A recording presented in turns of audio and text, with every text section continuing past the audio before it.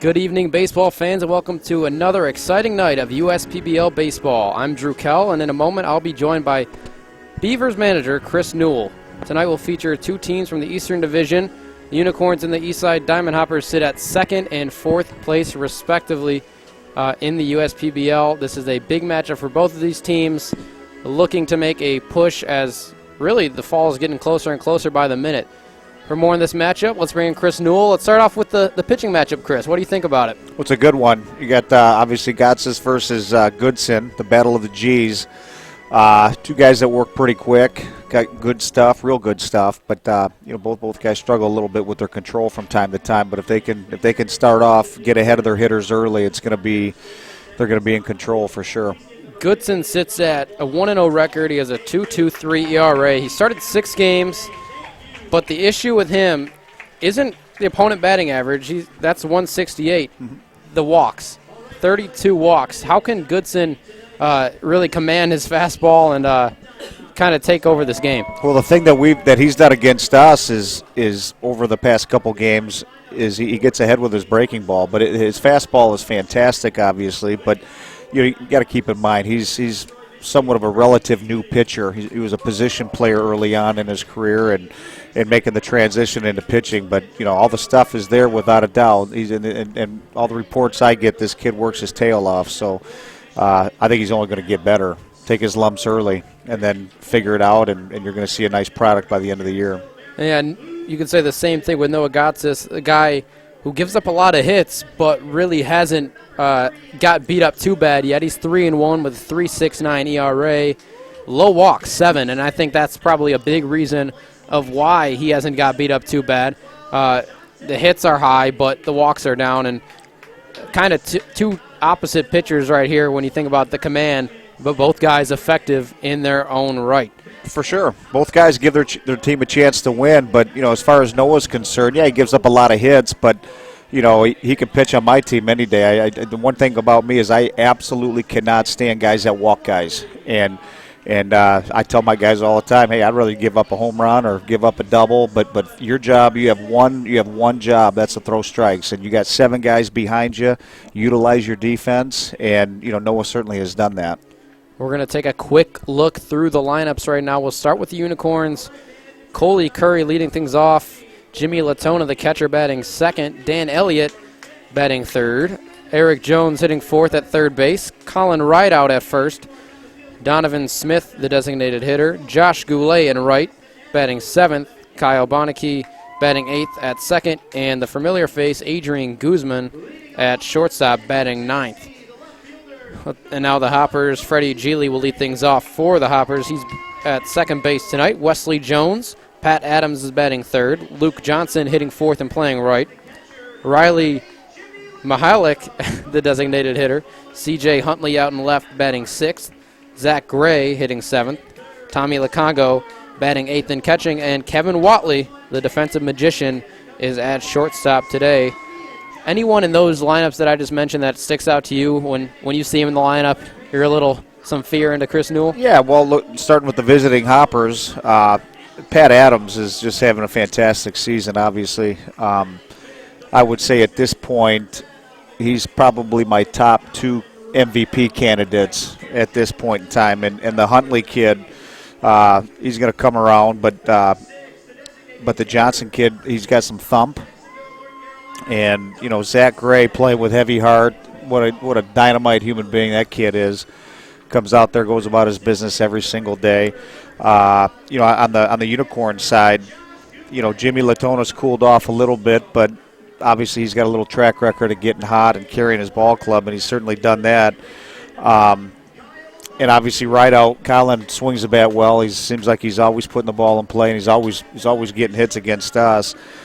Danny Elliott seems to be doing some damage against everybody in our league, and don't forget Guzman, slick field and shortstop. I think he's probably the best defensive shortstop we have in our league, and that 258 average is down a little bit from where it was, but anytime guys experience a little bit of confidence, they know they can get the job done, and I expect Adrian to get back on top too. And one of the first guys you mentioned, Pat Adams, he sits atop the the league leaderboard in on-base percentage, and he's only behind Sonny Cortez when it comes to batting average. Right now, we are going to take a break and listen to the national anthem, so we'll be back after a short break. Stay with us. USPBL baseball coming up next.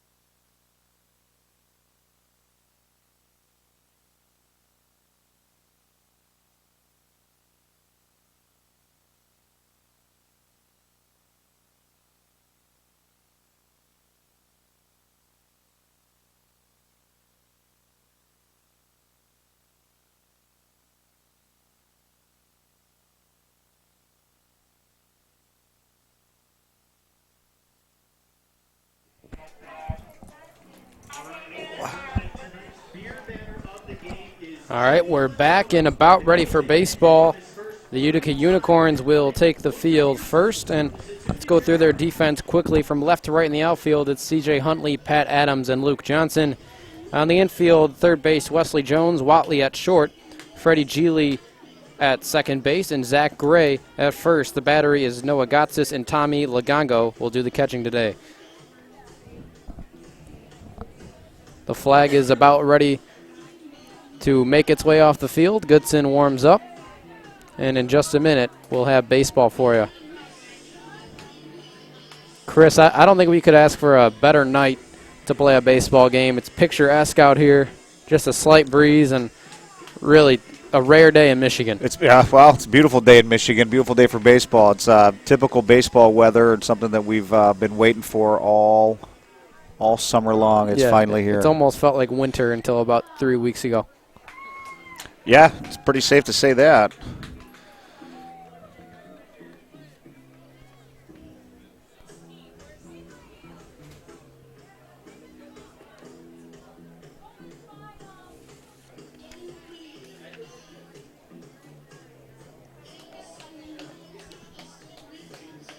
So the top of the first will feature Freddie Geely, Wesley Jones, and Pat Adams. After that, it's Luke Johnson, O'Reilly Mahalik, and C.J. Huntley. And then the bottom three, Zach Gray, Tommy Lacongo, and Kevin Watley.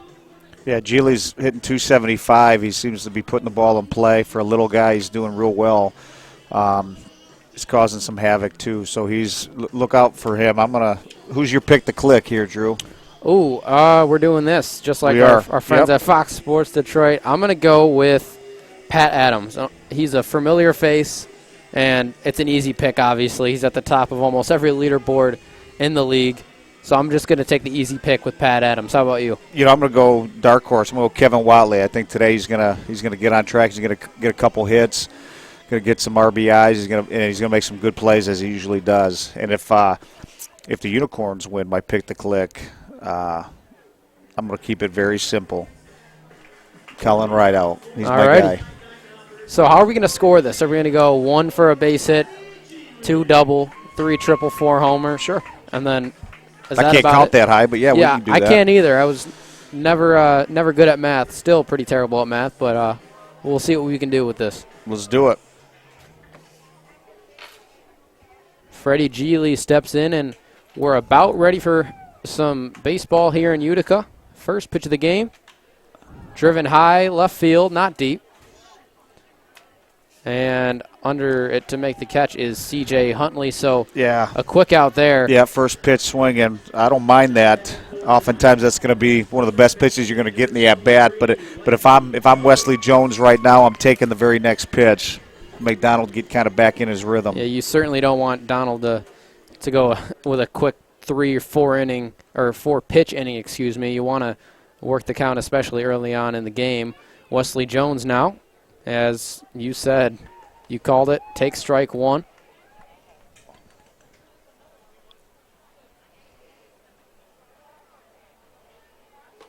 Swing and a miss on that 0-1 offering. And Goodson is moving fast, and it looks like he has his stuff through 3 pitches. Mm-hmm. Yeah. It's always important to get that first out, though. You get that first hitter in the inning, and your confidence seems to go. This one flared down the right field line, and a quick second out. That one retired down there by, Colin Rideout at first base. So 2 quick outs right now. And now Pat Adams, my guy for pick the stick, will stride in. Certainly not an easy out.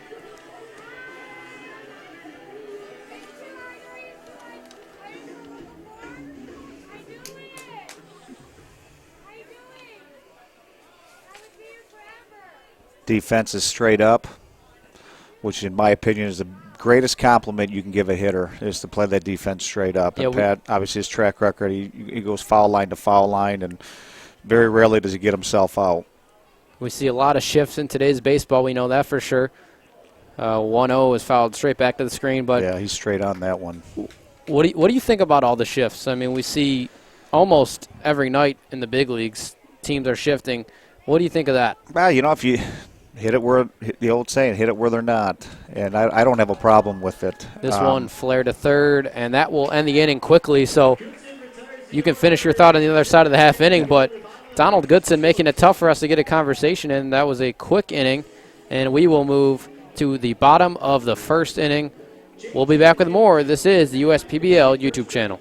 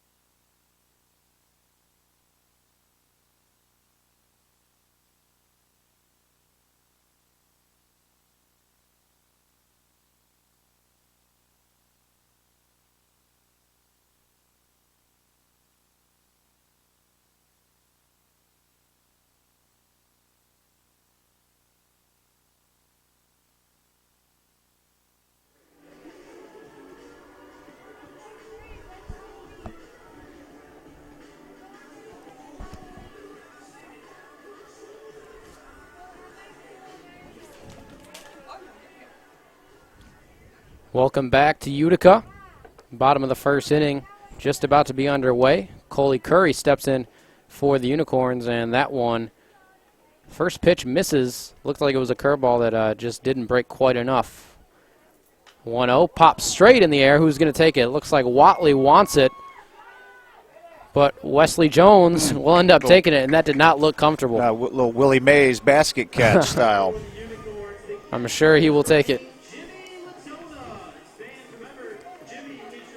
Jimmy Latona steps in now, and so far there's been 4 outs, and all of them have been speedy, to say the least. Yeah, absolutely. And you know what? I preach to my pitchers all the time. Let's try to pound that strike zone. Obviously, if we can throw no less or no more than 4 pitches per guy, we're going to keep the game moving quick and keep our defense on their toes. So both pitchers off to a real good start. Gotsis missed with that one high, so it's 1-0 on Jimmy Latona. Swing and a miss there, 1-1. Gotsis, I said Donald Goodson liked to move fast.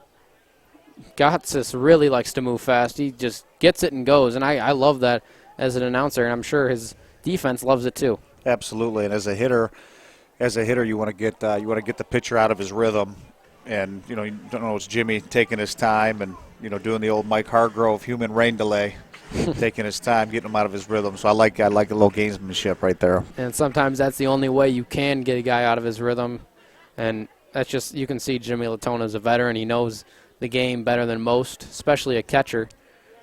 The 1-2. Breaking ball just froze Latona. Good pitch. Got him on strikes, and Latona will have to go back to the dugout with that breaking ball that appeared to be nasty. Yeah, that was outstanding pitch. And Jimmy's going back. Okay, his thought process is, all right, I know that's where your zone is, and I'm going to be able to get that for my pitcher too. And it's always so critical to keep that relationship with the catcher and the home plate umpire. Got to stay in good graces with them. Yeah, you can't be arguing as a catcher. Dan Elliott, high and tight, backs out of the box. Elliott playing center field tonight. Hitting .316 with 5 homers. The 1-0. Another one high and tight.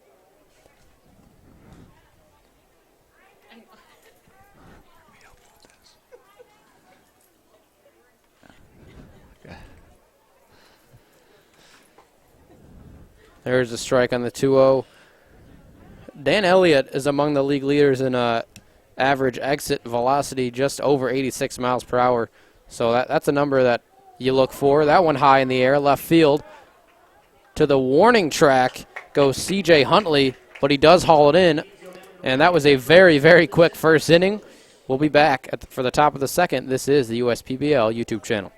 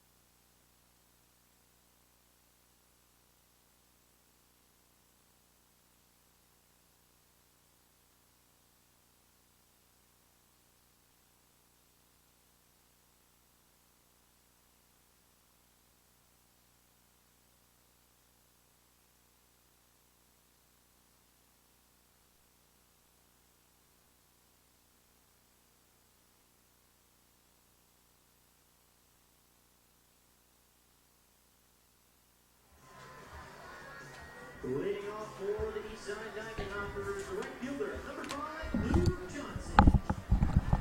Top of the second in Utica. Luke Johnson steps in for the Diamond Hoppers. Donald Goodson with a very quick first inning. Let's see if he can repeat that here in the second. Yeah, because that first inning went so fast, I would almost maybe let my hitter know, hey, let's take a pitch right now. You know, especially Donald's got a little bit of control problem from time to time. Let's put a little bit of pressure on him early in this top of the second inning. First pitch catches the corner, strike one. Yeah, that was kind of the headliner today. We looked at all the stats and we said, wow, those walk numbers are a little too high, but so far so good. That one on the ground to third should be routine. Throw to first is in time. Nice play there, Eric Jones to Colin Rideout. And if Donnie's going to be making those pitches, he's going to be tough to beat all night.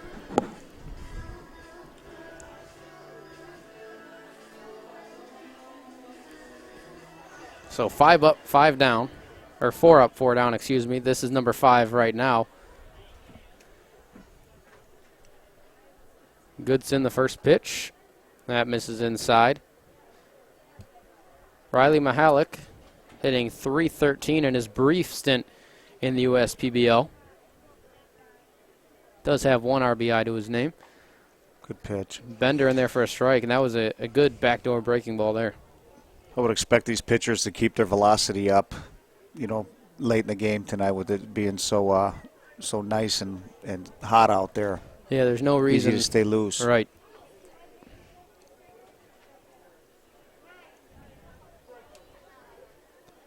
Two, 1 from Goodson. That one misses inside, and hopefully this isn't the beginning of the loss of command for Donald Goodson. Let's hope he gets it together. I think right now you challenge him. You set up big right down the middle and go after him. See how far he can hit the ball. And that's exactly what he did. He got back in the game right there. That's good. Yeah, you can't really you got to be aggressive in that situation. You're down 3-1. You don't want to walk him, so he just goes with the fastball, and right decision. I'd go right back to it. Use that defense. Let's see. He does go with a fastball, however, it misses low and inside, so the Diamond Hoppers have their first base runner of the game. So if you're Donald Goodson right now, you kind of fell off the wagon a little bit, but you're only 1 pitch away from getting out of the inning, and important that he makes a pitch right here. And if he can get ahead, great, but get right back to pounding that strike zone. C.J. Huntley up now. It says C.J. Huntley in my lineup. Yeah, I don't think that's C.J. Huntley. Yeah, it is not. So that may have been a late scratch out there. Ashawn Wheatley. Ashanti Wheatley. Ashanti, I cannot read. Ashanti. Well, you can't do math either, I heard. I mean, you already admitted that. Yeah, so I don't have much going for me. You know, we got a couple tutors floating around this building if you need something. Oh, I could use one badly. And I need to get my vision checked, so well, tough night so far. You and me both. Well, yeah, I got a couple years on you. Or you have a couple years on me, excuse me. Just a couple. Oh, that's very nice of you. 2-1 the count on not C.J. Huntley. Ashante Wheatley, that is. You think he's any relation to Tyrone Wheatley? I'm going to go on a former limb. Michigan running back? I'm going to say no. However, I could be wrong, and I've been wrong many times. What do you think? I'm going to say no. Yeah, good call. Well, 3-1 the count on Wheatley. That one tapped off his shoe, it appeared. So run the count full, 3-2. Yeah, obviously this kid's professional debut tonight, so congratulations to him and his family. I'm sure he's got an enormous amount of butterflies floating in his belly right now, so hopefully he can piece together a good at-bat, and hopefully tonight gets his first pro hit. It'd be great if his mom and dad are here, too. Oh, you know that the nerves are high, but so is the excitement. Here's the 3-2 from Goodson. Runner on the move. Swing and a miss. Strike him out. They do not get to throw him out as Mahalik advances to second on the stolen base. So Goodson bounces back with a strikeout there. That was a big at-bat. It was a big pitch right there. And, you know, Paul Noche's famous for putting his runners in motion in situations like that. And so, now the reality is you put a little pressure on their defense, and you got a runner in scoring position right now, so you don't – right now a base hit's going to put them on the board, which would be a real good start for Eastside. Zach Gray has a chance to do just what you mentioned, get that first run of the game in, but let's kind of shift gears right now. Your ball club's sitting atop the standings. It's getting late in the season. August is right around the corner. How are you feeling about your ball club right about now? Well, it's Beaver time. We're doing good. I like where my guys are at, both from a physical standpoint, but also just a mental standpoint. And, our track record. That one kind of fisted to first. Good play. Easy play down there for right out as he retires the side. So the Diamond Hoppers threaten but do not score. We'll be back for the bottom of the second inning. This is the USPBL YouTube channel.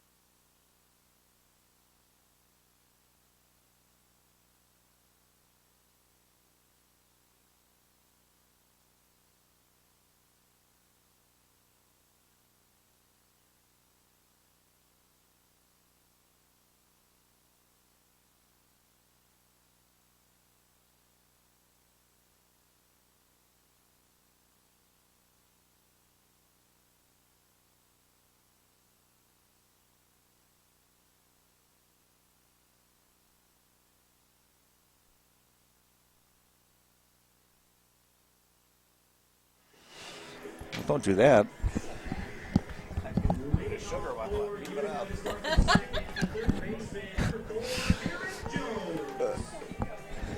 Welcome back to Utica, bottom of the second inning.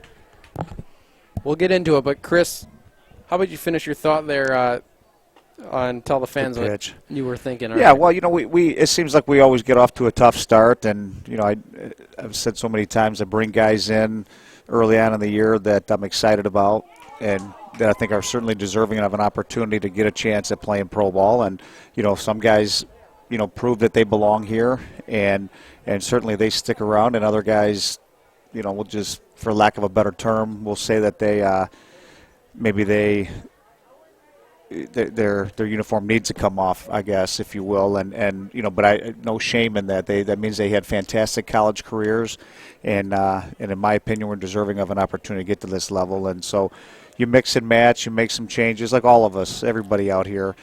You make some necessary changes, and luckily, thank God that we've made the right changes, the first 3 years and so far up to this point. So, but I really like where our guys are at. Our confidence is soaring through the roof, and confidence breeds success, and success breeds confidence, and our guys have success every day in practice, which translates into success in a game. So hopefully they can keep it up. I'm proud of them, especially with what we've had to endure right now with all the injuries to our pitching staff as well as some position guys.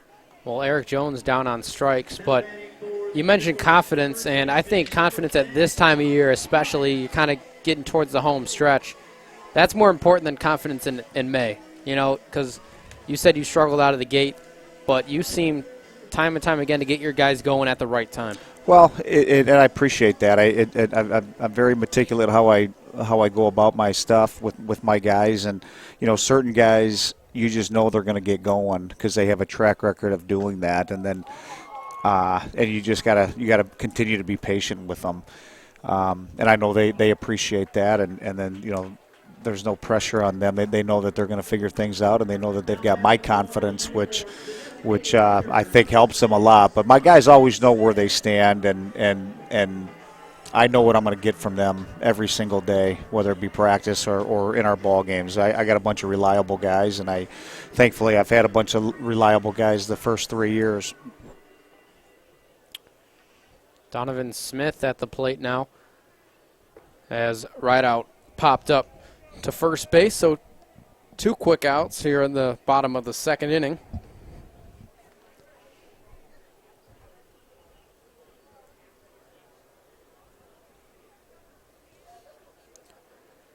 Here's the delivery from Gotsis. Swing and a miss. 1-1 the count on Donovan Smith.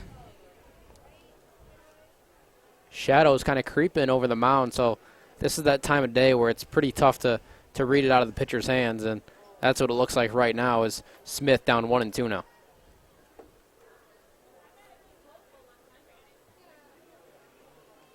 If I'm Donovan, I'm just trying to put the ball in play right now.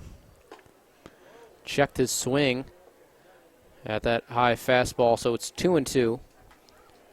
2 down here in the bottom of the second inning. That's a tough take right there with that fastball. Looks good all the way till the catcher's mitt. So right now the pressure kind of focuses on the pitcher. Now he's got to make a pitch right now. He doesn't want to give a 2-out walk. Good and pitch. He did make the pitch. Swing and a miss. Donovan Smith down on strikes. And Noah Gotsis has 2 strikeouts in the second frame. We'll be back for the third inning, top of the third, coming up next on the USPBL YouTube channel.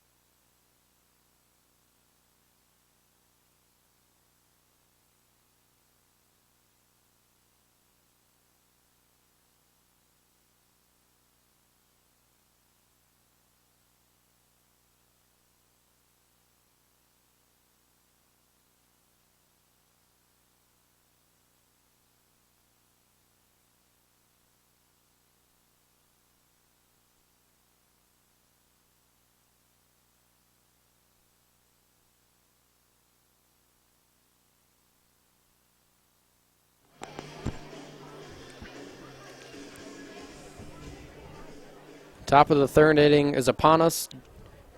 Donald Goodson back to the bump for the Unicorns as that one's fouled back. Lacongo at the plate. Good swing. Way to be aggressive early in the count.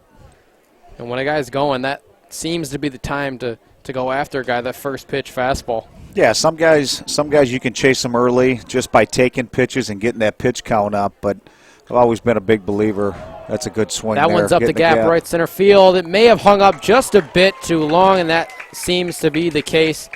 Josh Goulet makes the catch out in the gap, which if that hung up just a second longer, that's a double. Yeah, it's still a good swing by Tommy. If I'm running off that field feeling good about my swing and feeling good that I'm seeing the ball real well. But back to what I was saying before, some guys you got to chase them by getting their pitch counts up, and other guys you got to kind of ambush them and swing the bat and chase them that way. But right now, so far, so good for Donnie and Gotsi, so they're doing good.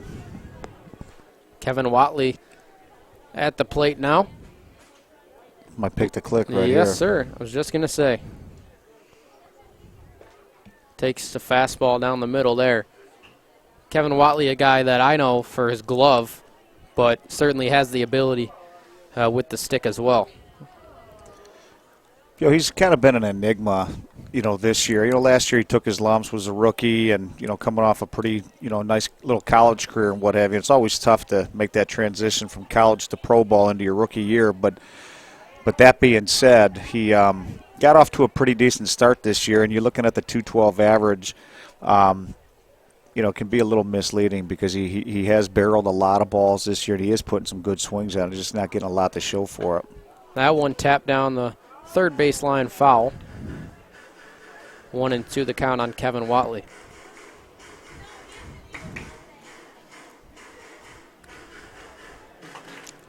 Defense straight up. Benecke does shade a little bit up the middle. Ooh, breaking ball just never quite broke. Possibly not the best grip on it as it just kind of stayed up in the zone. Yeah, he just needs to finish that, get that out in front a little bit more, but good for Kevin staying in on that. Count even 2-2. Here it is. That one skied in the air. Center fielder looks like he's going to take it. No. Oh, there's three guys converging. It ended up being Josh Goulet to make the catch, but it looked like Elliott wanted it. And at the beginning of the play, it looked like Benecke wanted it, but good communication out there as Goulet was able to haul it in for the second out of the inning.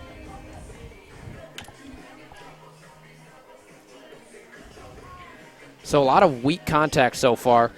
There was that gapper by Lacongo that hung up a little bit. That was relatively hard hit, but other than that, there's been a lot of weak contact. Yeah, Donnie's keeping him off balance. He's making pitches. He's pitching backwards a little bit. But if I'm Eastside, I got to still stick with my approach, stay to the big part of the field. And Geely on the ground a second. Ranging to his left is Benecke, makes the play to retire the side. So another quick inning. We head now to the bottom of the third inning. Stay with us. We'll be back with more on the USPBL YouTube channel.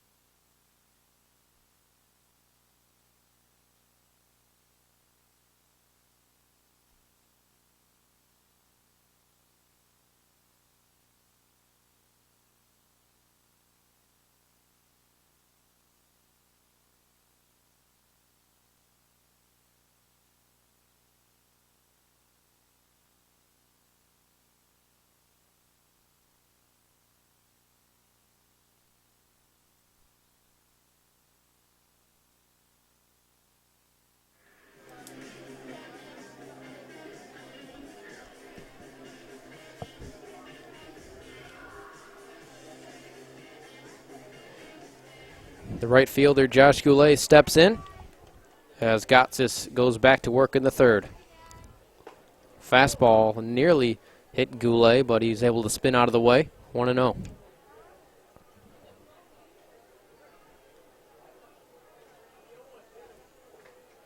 Fastball caught the corner quickly, 1-1 as Goulet stands in.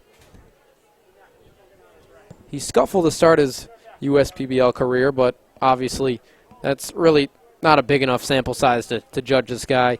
He has 3 hits, but that 111 average, you can't really judge that at this point in his career.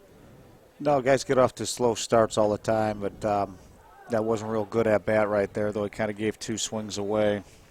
Yeah, that Hopefully one he gets back on track in his next AB. tapped right back to Gotsis, who was able to make the play. So 1 quick out. That's kind of been the story. Quick out after quick out.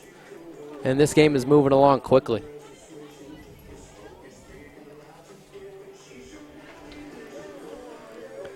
Kyle Benecke, the second baseman, stands in his first plate appearance today. Backdoor slider, it appeared, caught the corner. 0-1. Yeah, pitching backwards, keeping these guys off balance. It's That one looped on the line, foul. So 0-2 right off the bat. So he's got 2 straight breaking balls. I'd be shocked if Tommy didn't elevate a fastball right now and then go back to something soft. Yeah, that's the definition of pitching backwards, starting off with the breaking balls. But here's the 0-2, and wow, you know this game pretty well. I just got lucky. Fastball elevated, swing and a miss, 2 quick outs. And Adrian Guzman steps up to the plate. It's almost like you've been around this game for a couple years. Yeah, I've been blessed. God has blessed me for sure. Be around this game my entire life. So hopefully I can continue to do that. Shortstop Guzman, batting 9th today, will. It's one of my all-time favorite guys right here, Adrian Guzman. He does everything. He makes everything look pretty simple. He's a leader in every sense of the word. I kid him all the time. He'll kill me if he hears me say this on the channel. But if you look at his picture on the scoreboard, if you guys Google Sparky the Sun Devil, Arizona State Sun Devil, very reminiscent of that. Oh, boy. Love you, Goozy. Well, he just grounded out to third there to end the inning. We move to the 4th. We'll be back with more on the USPBL YouTube channel.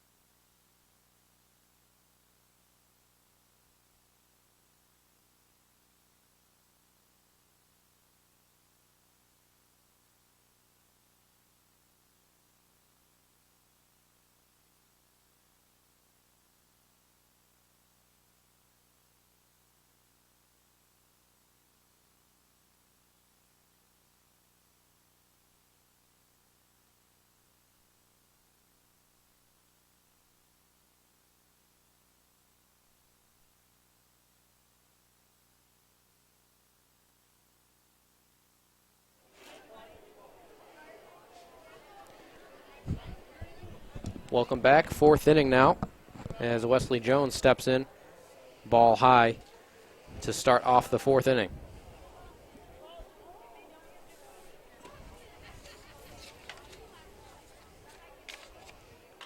That one on the ground to second base. Easy flip to first. 4-3 put out there, and 1 out. Is it going to get dark before this game's over? At the pace we're going, we're going to be out of here by about 8:30. Game started at 7:05. It's now 7:41, and we've gotten through 3 1/3 innings already. Pat Adams at the plate. Strike one, good pitch from Donald Goodson. Did you guys hear about that kid from local high schools who lost his whole left side? I did not. Yeah, he's all right now. Oh, God. You can't be doing that.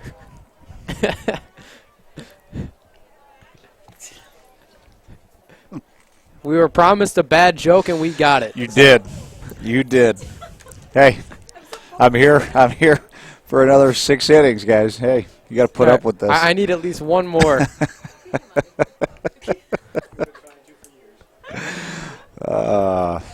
Back to the game. Pat Adams down 1-2. So you got your dose of comedy for the Yeah, and I don't want to. Yeah, I do. Well, but now back to reality. You know, Pat, I don't want to jinx him, but he's been on base every single game this year. Certainly hope he gets that going. This could be it here. Just It looks like it. it's going to hang up a little too long. Center fielder under it. Elliott puts it away. 2 outs here in the top of the 4th. So let's save that joke for the 7th inning, because I mean, you told us you were going to give us a joke, and I still took you completely seriously. Right, I'm just letting you guys know you got to be on your toes, because I've got several more up my sleeve, and you know it's all in the delivery. I know, just so you know. It was very dry. You were very somber with it. Uh-huh. Good job. It's method to the madness. I'll give you an A on that. Thank you. Probably the first A I ever got. Luke Johnson at the plate now with 2 outs in the 4th. That one skied right swing. over us. This kid's got a real good approach. He's aggressive early. In the few times that we've seen him since he signed out of the senior showcase, I have yet to see him give up an at bat away. He's always up there, and so he's swinging for the fence there. But you watch now, I'd be shocked. So he's choking. Yep, he's choking it up a little bit, and now he's just going to try to put it in play and put pressure on that defense. Love old school guys like this. You this can is see him choking up right Yep. now. It definitely shortened the swing. Yep. That one skied in the air. And he just missed it, but Left nonetheless. And it will be caught for the final out. But, yeah, you called that perfectly, as that'll do it for the top of the 4th. We head to the bottom of the 4th. Stay with us on the USPBL YouTube channel.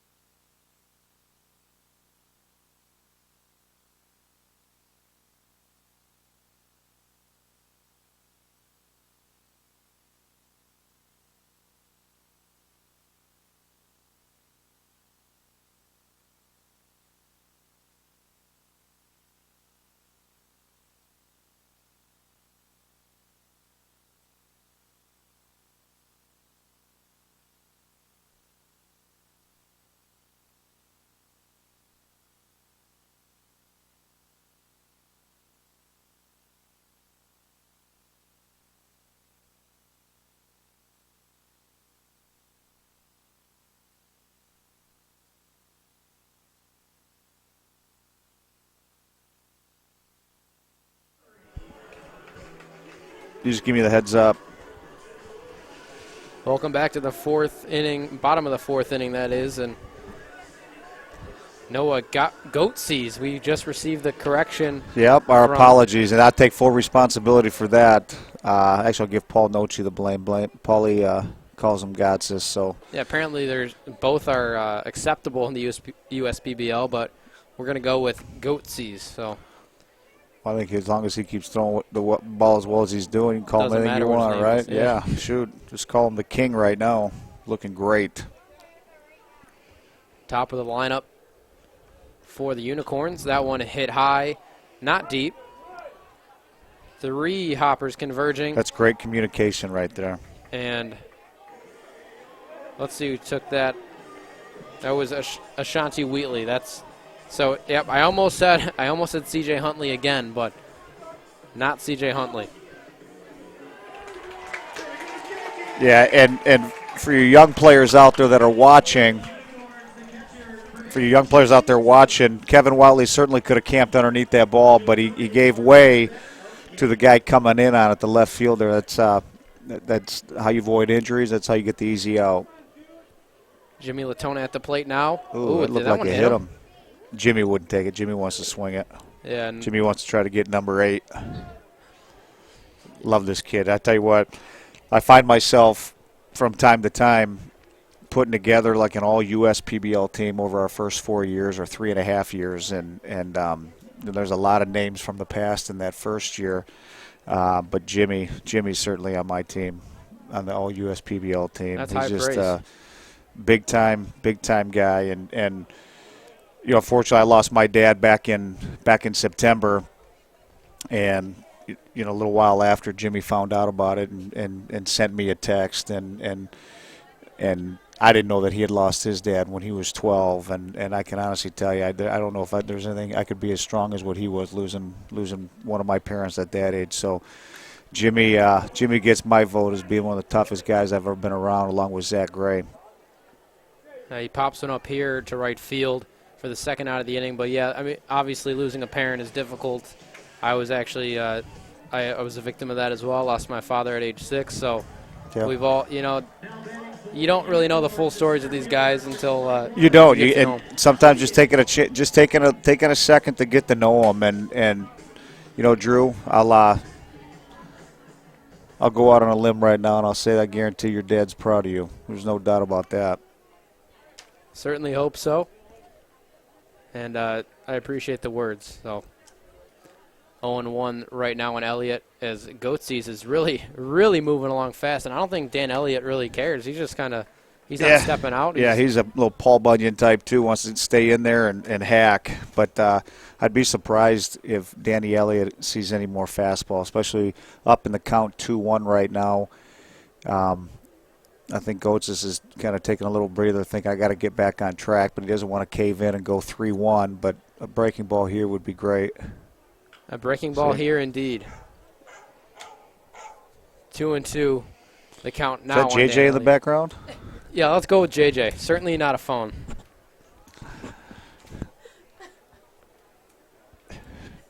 Elliott comes into today's game at .316 with 5 bombs, so definitely dangerous. But wow, he looks silly there. That's outstanding. He But you know what? silly. That's kudos to Goatsy right there. Yeah. That's big time pitching right there. A beautiful breaking ball, just absolutely fooled the batter, and that's it for 4 innings. So we head to the top of the 5th inning now. No score. This is the USPBL YouTube channel.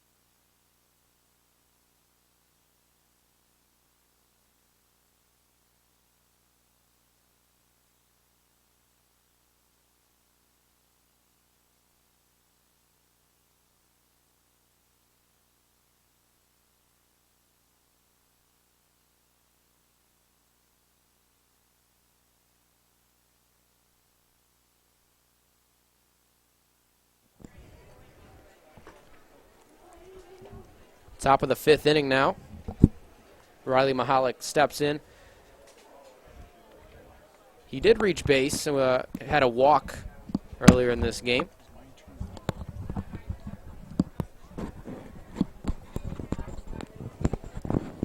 He's ahead 2-0 here. As Goodson overall has kept the command pretty well. This one tapped down the first base line, but we said it going in. It was kind of the concern, the high walk rate. But so far, so good for Goodson. Yeah, and that was a good piece of hitting right there. Up, the hitter up 2-0 in the count, looking to pull something, get the bat head out in front and be aggressive, do some damage. So now he's in that same situation where I'd be shocked if he does foul a ball off. I would be shocked if he fouled it off the other way. He's going to really look to not necessarily cheat, but really be aggressive out in front. Nothing there for him as that one missed outside. So second walk issue today, as both of them have been to Riley, who reaches base for the second time today. The center fielder, number 12, Ashante Wheatley. Ashante Wheatley steps in. Glad I got that right the first time. Could be a good time for a hit and run right here, too. Wheatley struck out his first plate appearance. It's his debut in the USPBL.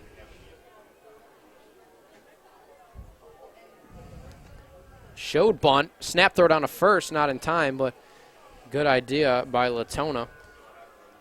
I like that thought process, trying to bunt for a hit, mix it up a little bit. But if I'm Donnie, I got to get back right in the saddle right now and go right after this guy. The 1-0. It's a great hack. Fastball. Great swing. And yeah, definitely a big cut there. Nothing cheap about that one. No, and this kid doesn't look phased or nervous right now. Good for him. That was a fantastic swing.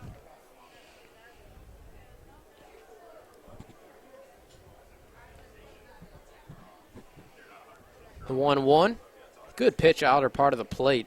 1-2. So Goodson looks like he's bounced back a little bit after that first walk. So that's a good sign. Ashante reminds me a little bit of Rajay Davis with the low hands. And just thinking the exact same thing, actually.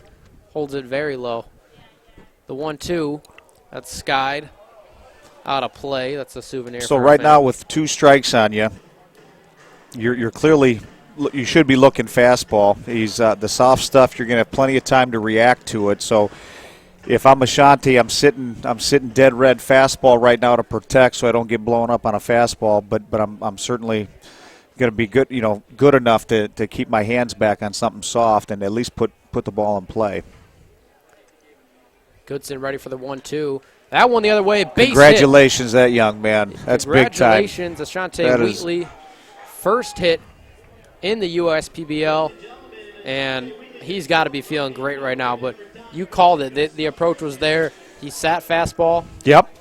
And if he was sitting on a curveball, he's taking strike 3. But he was sitting fastball, and he was ready for it. And that's a good and when you're a lot of people are going to say that he's late on that fastball, but with 2 strikes, that has to be your approach on a fastball. You're going to let a fastball get deep, so it's a fastball. But if it's something soft, you said he might have struck out, but the way he's seeing the ball right there, I think there's a good chance he probably got it out in front and pulled it. But nonetheless, congrats to him and his family. That's such a great thrill.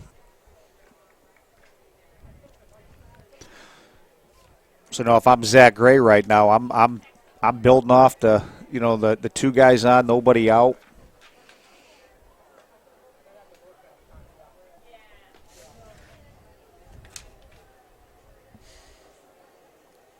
Can you tell when a guy's sitting on soft stuff and he gets that fastball and it goes right by him? Sometimes you can. It's all on how a guy takes a pitch. If he's taking a pitch, if he takes it and he's heavy, where he's heavy on that front foot, he's probably sitting dead red fastball. But oftentimes you don't know until they put the ball in play what kind of a swing they put on it. 2-1. That one misses high. So Goodson in trouble right now. Nobody out. 3-1 on Zach Gray. So this is the time you got to bear down and get a ground ball. And obviously that's easier said than done. Hitters count here, 3-1. That one driven high. You better be tagging on that. Both runners tagging. There's going to be a play at third, not in time, And that's a great at-bat right there. and gets the job done, gets the guy over to third with less than 2 outs. So the Hoppers playing some good baseball right that's now. what we call a productive out, a very quality at-bat. You know, it's with how we do things with my guys. They get kind of a plus-minus program, if you will, and we get a runner-up with less than 2 outs. You know, he gets a plus for that at-bat. If he doesn't do his job, he gets a minus, and we keep track of our situational hitting.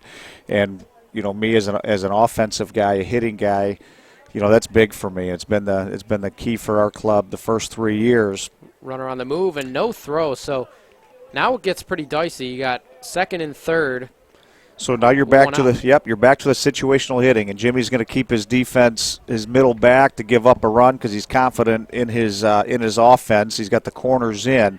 I'm looking at just a nice, easy ground ball to get that run and get my club on the board. That one misses high, 1-1, or excuse me, 2-0 now. Yep. So Tommy's in the driver's seat, so he doesn't have to swing at anything just because it's a strike. So if I'm Tommy, I'm still sitting one zone, knowing that I don't have to get a hit in this situation. And there is a base open if you're Goodson. That one driven, left field. Just missed High it. and deep. It looks like it's going to stay in the park, and it does. It will get a run in. That's a fantastic, great piece of hitting right there on Tommy's part, too. A couple of great at-bats in a row as Mihalik comes in to score. So that's small ball right there. Well, it is. It's, you know, I've always said this. Baseball is an individual game wrapped into a team concept, and you know, Zach Gray came up with runners on first and second, and he got the job done by getting that guy up to third. And then Tommy, you know, think about it. There's 2 outs right now, and they scored a run, and all because both guys did their job. Very, very selfless right there.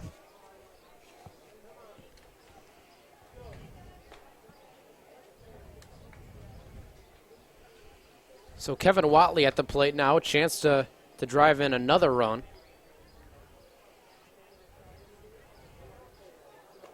Fastball inside. Good.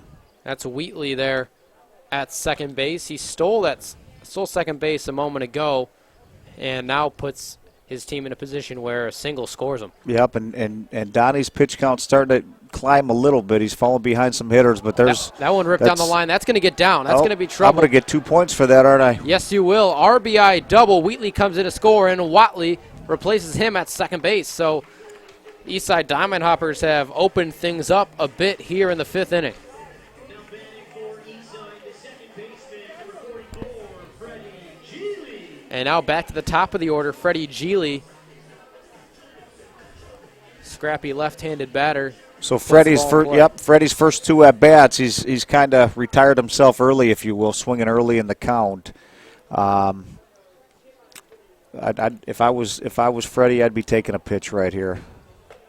And made the choice easy there. That one missed. And I might even take another pitch. I'm a leadoff guy. I've got good hands. I'm at the top of the order for a reason because I do put the ball in play, and I would. There you go. So 2-0. Now it's a good hitter's count for a guy who. Yep, but a lot of guys. I think it's a hitter's count, and they're just going to come unglued, and they're going to kind of get away from themselves. It's important that he stays within himself. 3-0 now, so Goodson, those control issues have become major here in this 5th frame. Yeah. 2-0 right now, and another guy on the pond. Right, he walks him here.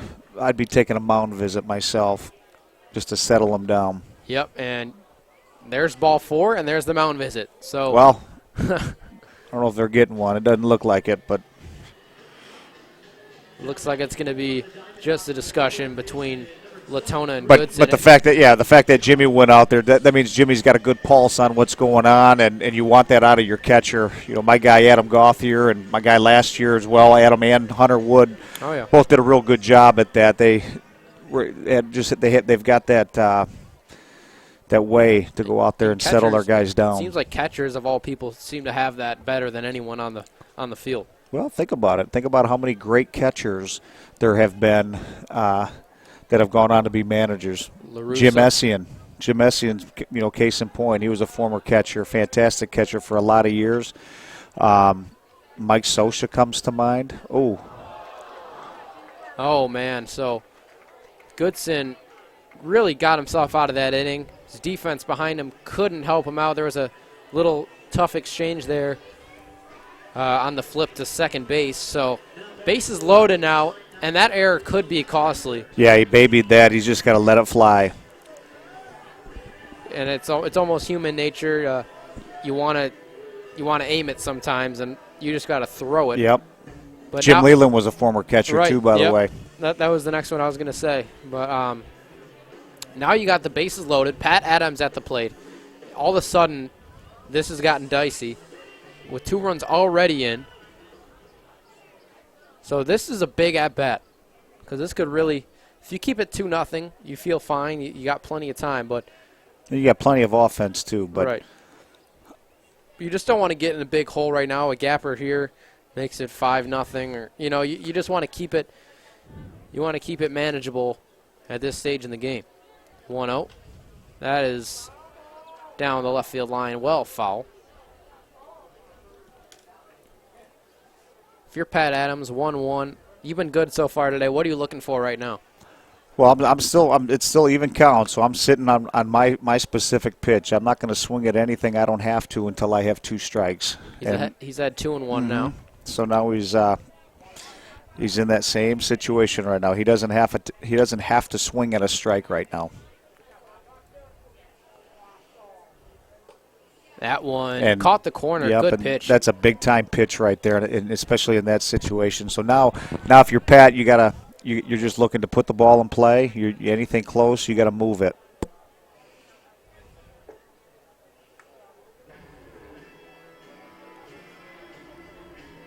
Count now full 3-2. So the runners will be in motion. And you got to be geared up for that fastball right now. Yep, or take the walk. Take the walk and keep that streak going. Find a way. Here it is. That one fouled back. Good swing. Good way to protect. And good for Donnie going right at him. But he went right at him, not going, belt high right down the middle. Right. He executed his pitch. And when you execute your pitch and he still fouls it off, that's how you know you have a battle on your hands. Absolutely. 3-2 again. Swing and a miss. Got him on strikes. That's a big at-bat there. Pat Adams disappointed in himself, and Goodson can breathe as he gets out of the inning with 2 runs coming in, but it's only 2-0. We'll be back for the bottom of the 5th. This is the USPBL YouTube channel.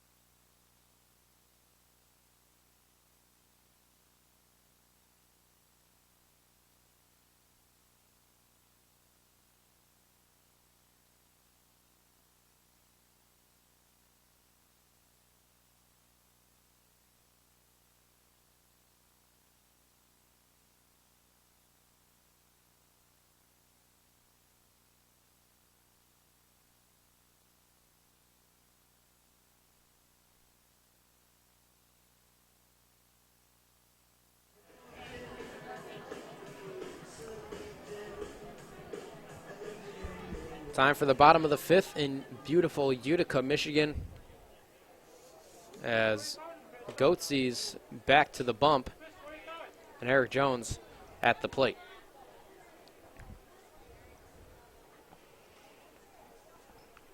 And if I'm Utica, I got down down 2-0, but it's bottom of the fifth. There's plenty of ball game left. I'm trying not to be in panic mode. I'm just gonna do my part, as a hitter, do what I got to do to get on base. Big bender in for a strike there. That kind of shows you he has his stuff going right now. That thing moved from the inside part of the plate and caught the outside corner. 1-2 on Jones. That one flared out of play. Another souvenir. You ever catch a foul ball in a ball game? Well, so I was at a baseball game. It was Tigers, Rangers. And, well, the answer is no, I didn't catch it. Okay. However, my uncle was sitting next to me. The ball came right at him, caught it, and gave it to me. Good swing. That one in the gap. That'll get down, and that's the first base runner of the game for the Utica Unicorns. So, no, I turtled out of the way of that ball. I did not catch it. Oh, you were that guy. Well, I was like 9, so.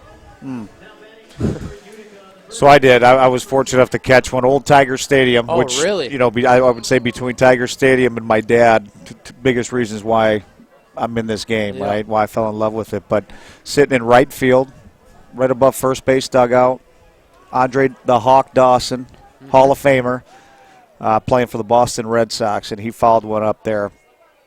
And I didn't catch it. We'll just say I got it. It missed, it was a couple seats over, and then I kind of wrestled, I think, a kid that was my age, and might have been the first fight I've ever won. Well, a moment like that, you get a ball at a major league game. Major adrenaline flowing. Oh, yeah. I can promise that. I actually did get a few in my day from, like, going to batting practice. Yeah. And, I had a shot at a Miguel Cabrera batting practice home run, and I reached and I just out of the outstretched glove. That would have been kind of cool. Another future Hall of Famer, huh? Yeah, that one still haunts me. And I don't have as many excuses. I was 12 then, so you got to catch that. But did you have a glove on? Oh, yeah. Oh, yeah. It was just short, though. Maybe there's a reason why you're in the booth and not on the field if you can't. Yeah, my Lord. Freshman baseball was my peak right there. There is a lot of reasons why I'm in the booth, but that is probably the biggest. Well, listen, you and I mean, nobody can see us. I mean, it's pretty safe to say that we've got the perfect face for radio, too. Oh, yeah. And YouTube, I'm on the radio, so. 2-1. That one pops straight up. Is it going to get out of play? Oh, man. That thing came down quick, and it looks like everyone's okay.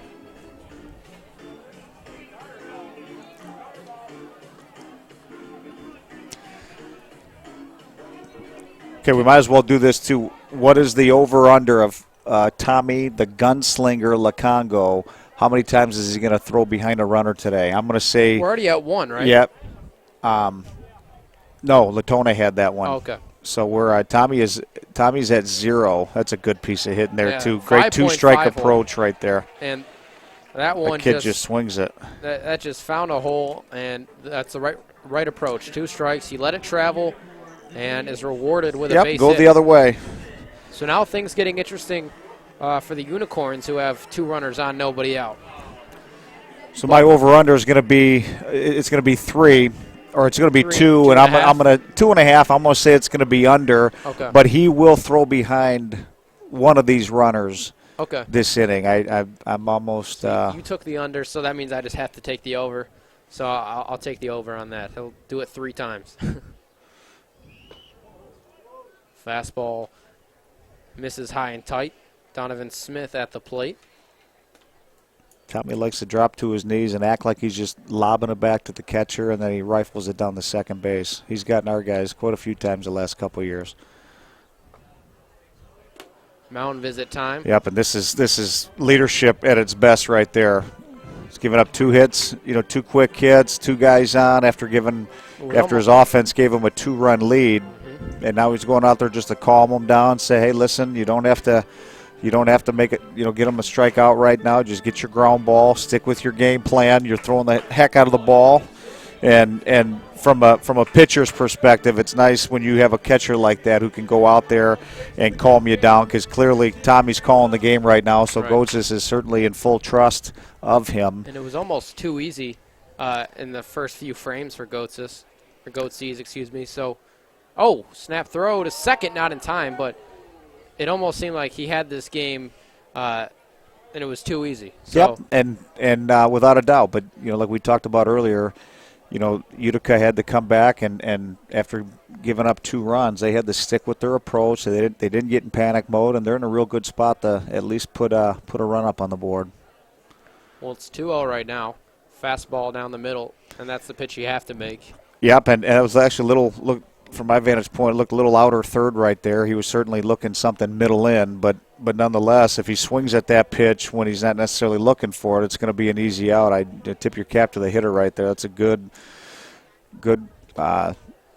choice of take. And now he's even the count 2-2. So now he's got to go from drive mode to protect mode. So let's. So back-to-back fastballs in the outer third have this count even at 2. I'd go back to something soft. You might get him out on his front foot and roll one over into an easy double play. That one actually popped up out of play.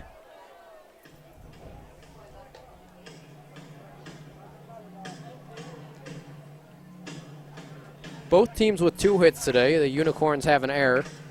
None for the Eastside Diamond Hoppers.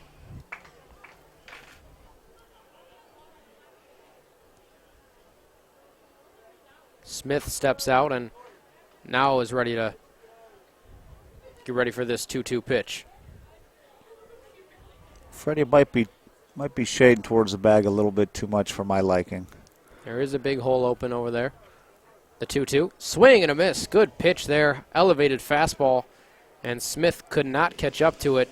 1 away, and that's a big strikeout. It's a big strikeout, especially being down 2-0 and then coming back to strike him out. That's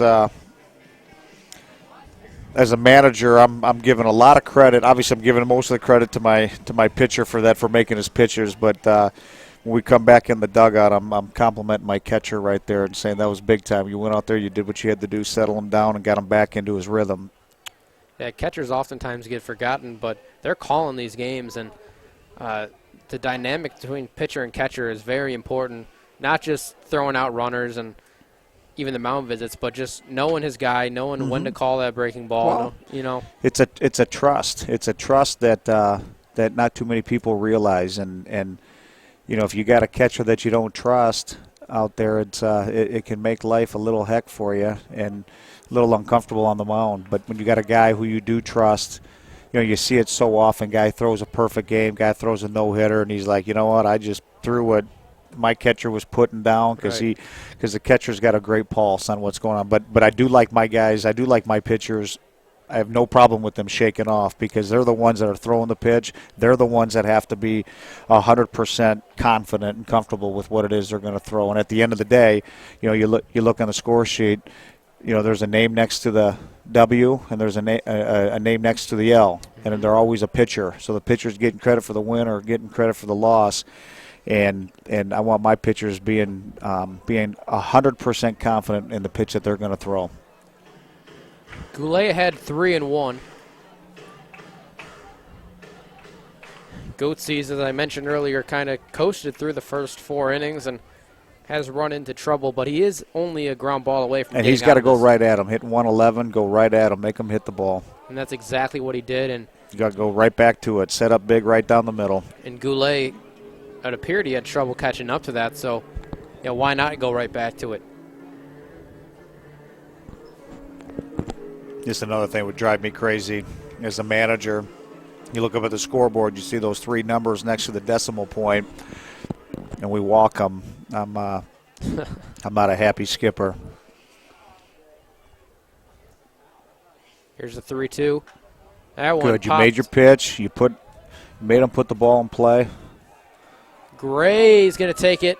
Does make the catch. Tagging to third. Not in time. So it seemed pretty shallow for a guy to get to second to third on a. Yeah, but all of Gray's momentum was taking him away from his next throw. So that's actually a great piece of base running. Yeah, reminds me of if you Google when you guys get home, tells you how old I am. But Rusty Kuntz made a great base running play in, I want to say, Game 4 of the World Series. Maybe it was Game 5 of the World Series when the Tigers beat the Padres back in '84. Routine fly ball to right field, and Alan Wiggins was backing up, and Kirk Gibson was on third base. Gibby, just the stud that he is. But Tony Gwynn was coming in. If Tony Gwynn catches that ball with his momentum coming in from right field, Gibby doesn't tie or tag up and score. But because Alan Wiggins caught that ball backpedaling, and later we find out Tony Gwynn lost the ball in the lights. So, speaking of good base running, wow, look at this. That's called being aggressive. That's the point right there. That doesn't happen if he's not heads up on the bases and taking that extra base with Gray going out towards the left field or the right field foul line. Yep. But going back to the Rusty Kuntz thing, routine, shallow fly ball, but Alan Wiggins was backpedaling, and Gibby said, if Wiggins is going to catch this ball, I'm tagging up because there's no chance he can throw me out. And it's just no one who's paying attention to what's going on, and that's that's kind of a mirror image of what happened back in '84. Great piece of base running there. Wasn't Rusty I want to say he was the third base coach for the Royals. First base. First base, okay. Yep, he was, after his playing days, I believe he was the first base coach for the Seattle Mariners as well. Because obviously I wasn't around for that '84 team, but I definitely remember him with the Royals. They were fun, man. There was a good group of guys. Dave Bergman, shout out to Dave, my mentor. The reason I wear number 14, God bless his soul, but he's a huge, huge part of where I'm at in my life today. And I would say next to my mom and dad, the single biggest influence in my life. So shout out to Bergie. So ground ball to Gray ends things in the bottom of the fifth. However, the Unicorns do get a run and cut this lead in half. We'll be back with more sixth inning coming up on the USPBL YouTube channel.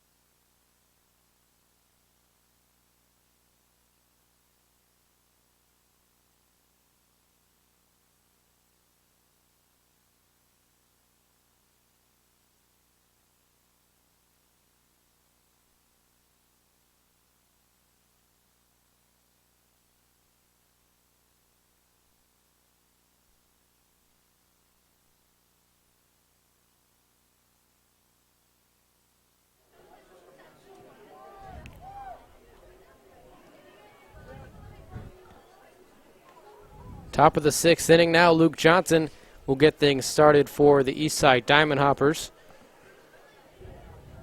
Goodson back on the bump. That one pops straight up in the air. Right out, looks like he's going to take it, and he does for the first out of the sixth inning.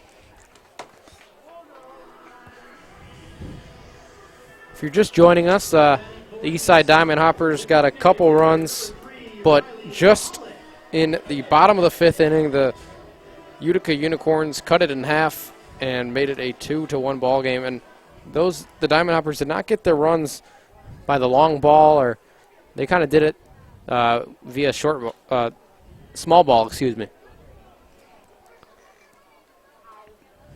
Riley Mahalik strides in. 0-1 the count on him.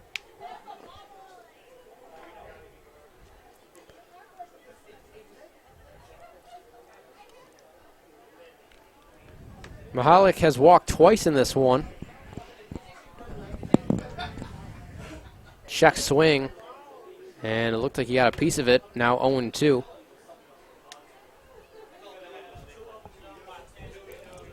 So you got some action in both bullpens going.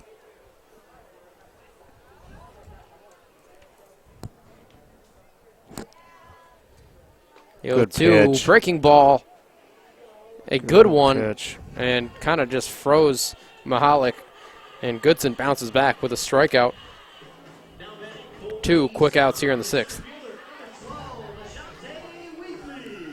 Shante Wheatley steps in now. Just got his first hit in the USPBL last time up. It was a base hit to right field.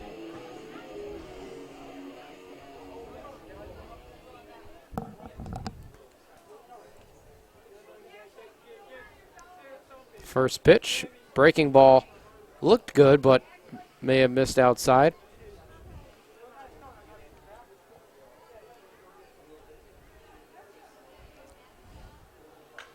That one hit high in the air, center field. Just missed it. Ball got in on his hands. Good for Donnie right there, getting back on track. A good, quick clean inning. 1-2-3 inning. That one nearly got out, but as you just said, just missed it. So on to the bottom of the 6th inning. We'll be back with more on the USPBL YouTube channel.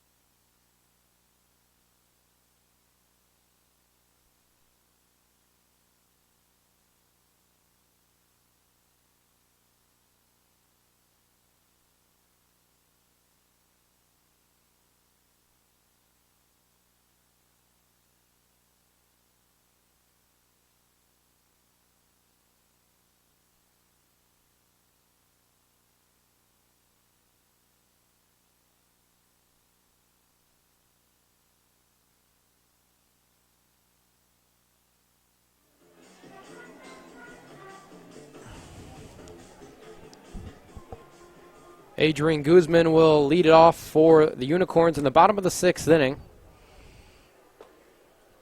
And Goatsies pours in a strike, 0-1.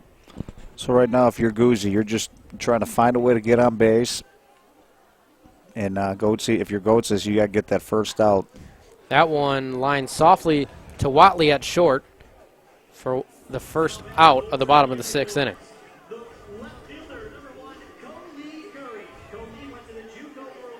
Coley Curry at the plate now for the Unicorns.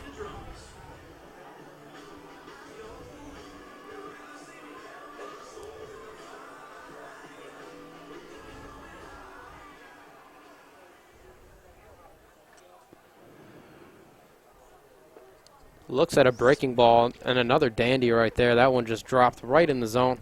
0-1 on Coley Curry.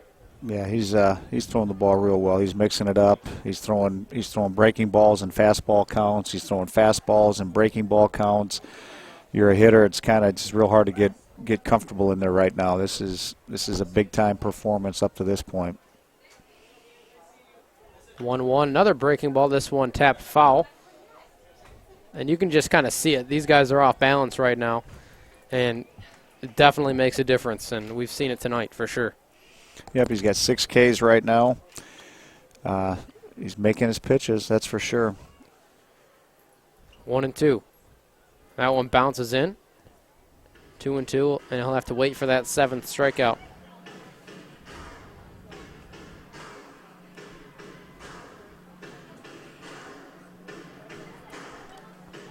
Umpire might have took one there in the arm or something. Tommy's going out to give him a little breather. Umpires always love that. Oh, yeah.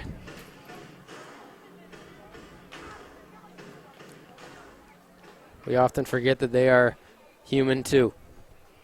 No doubt. Scotty does a good job. He's been around this league for a few years, and he's one of those guys that every time I see him walking up, you know, when we have to go to our umpires meeting at home plate, I know we're going to get his best. So he takes a lot of pride in his job. He's very personable, and he's one of those guys too. He holds himself accountable too, and a lot of umpires in our league do. They're not on the power trip like so many guys are, especially like the Joe West the guys in the big leagues, power right? Trip, there was one name that came to mind, exactly. And it was Joe West. But the hardest thing to do, human nature, hardest thing to do is admit when you're wrong and things like that. But he's always had that knack to always admit when he's wrong, and he's garnered my respect. I know a lot of the other managers have a lot of respect for him too. Well, Coley Curry went down on strikes looking. And Goatsees is moving along nicely. And 2 outs now. So 7 strikeouts for Goatsees. Jimmy Latona at the plate. Fastball inside. So Jimmy looks like he's the beer batter of the game. So how does this work? If Jimmy gets a hit, you're too young to drink, but then you can buy me a beer? I think it would be the other way around. No, you're not old enough. I think it's $5 craft beer. So that's a steal right there. As far as I'm not too familiar with the craft beer world, but sure, let's go. Yep, it's a steal. 1-2 on Jimmy Latona. And I'm winning the pick the click anyway right now. I've got 2 points. I think it might be over. But I get a 3. Don't I get a third one for the RBI? So we didn't finalize that, but yeah, we can just make it. We can make the rule as we go, right? Yep, that's make me look good. Sure, 3 points for you. Thank you. 1-2, swing and a miss. Jimmy had tying the game up in his mind right there. 8 strikeouts now for Goatsees, and that will finish things up in the 6th inning. 7th inning will be on in just a moment. Stay with us. This is the USPBL YouTube channel.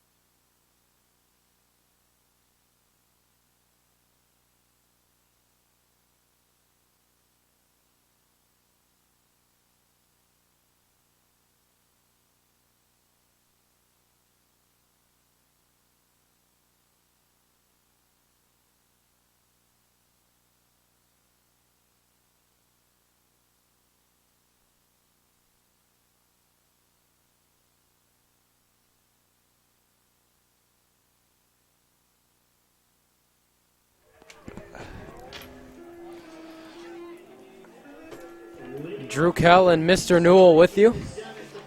Wow, you got to drop the Mr. Newell one, huh? Dad, rest in peace, buddy. Love you. We don't refer to you as Mr. Newell? No, you know what? And what's funny is every time somebody would call my dad Mr. Newell, my dad would always say, "Oh, you're That's talking my about father." my dad. That's my father. I'm Ken, or Chris's dad, or Kim's dad, or Drew's wife." So no one is Mr. Newell. Is that what you're saying? No one would take responsibility for that title? Yeah, not even if I'm in trouble. That's a good pitch. Yeah, and Zach Gray did not look comfortable with that swing. Tried to hold up, but was kind of too late for that. So it's 0-2. That could be a combination of a couple things. Either he's sitting dead red, which it appeared he was, or he just didn't pick up any sort of spin. That one on the ground, foul. It looked like he got some better wood on that one, but that one goes foul down the first baseline. All you young players out there, if you're watching this telecast, you see the first thing that Don Goodson did as soon as he delivered his pitch and he saw that ball go to the right side, the first baseman specifically, he busted his butt over there to cover, and so we call get him over. You got to get over. To young pitchers, make sure you get to that point. That one bounces in 1-2 now. And that right there kind of goes unnoticed. Okay, of course, it's a ball. It's not even close to being a strike, but there's 2 strikes, and Jimmy did everything he could to battle to block that in case he did swing, which is a lot of times those go unnoticed, especially at the younger levels. But, again, all you catchers out there, boy, if you're lazy back there behind the plate, whether it's 0-0 or whatever the count is, no strikes or 1 strike, and you're just laying the ball, there's that umpire behind you. Mm-hmm.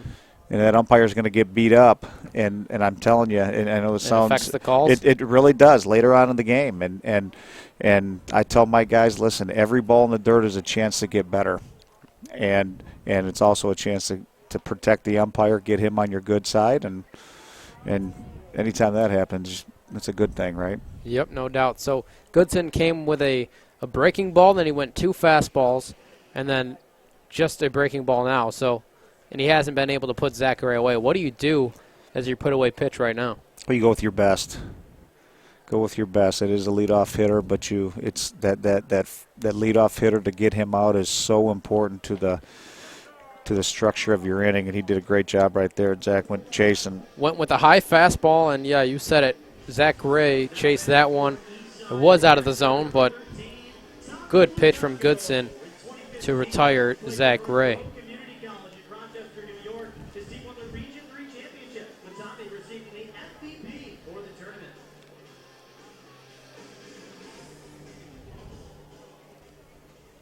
Thomas Lecongo at the plate. 0 for 1 with a sac fly today. Oh, look out. Lecongo had to hit the deck in order to avoid getting hit there. And that's just not a fun thing to deal with. No, especially when you're sitting 94, 95. You got to wear that. The 1-0. That one, Tommy just missed it. Just got under it a hair, and who's going to take it? Looks like third baseman will take it. That's Eric Jones for the second out of the inning.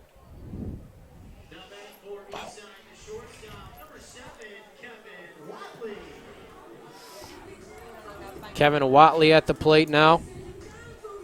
Doubled a few frames ago.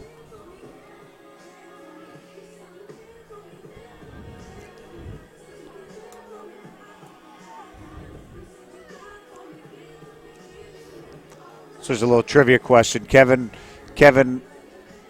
played his collegiate ball at Wright State University.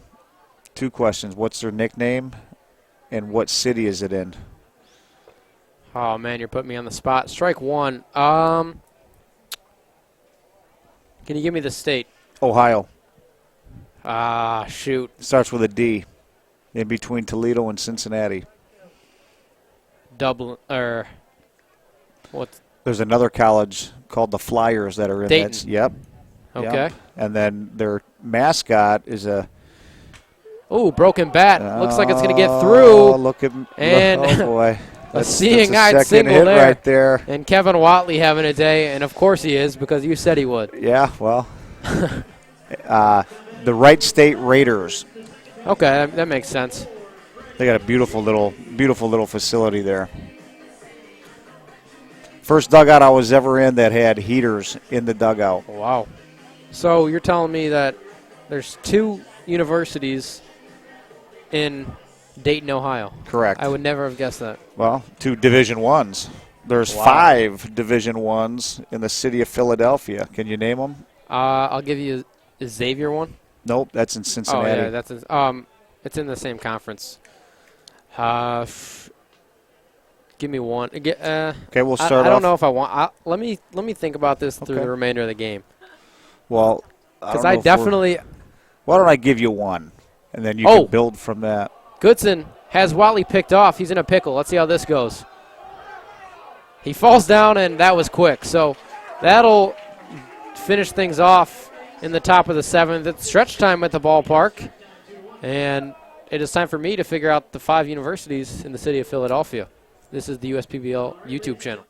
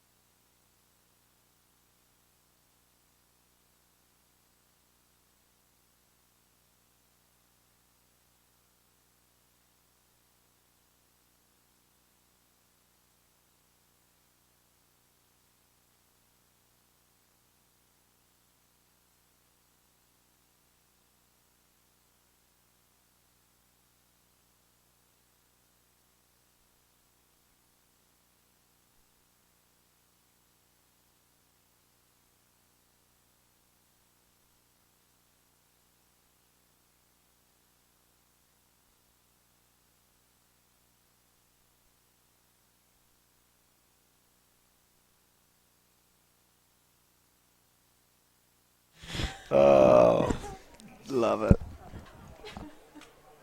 Dan Elliott fights one into center field for a base hit, so that's a good way to get things started for the Unicorns. We got a new pitcher. It's Ruben Martin. He's into the game, the long lefty for the Eastside Diamond Hoppers. Eric Jones steps in with a runner already aboard. Breeze feels so good up here. Oh, I know. It's rare, but when it comes, it feels good.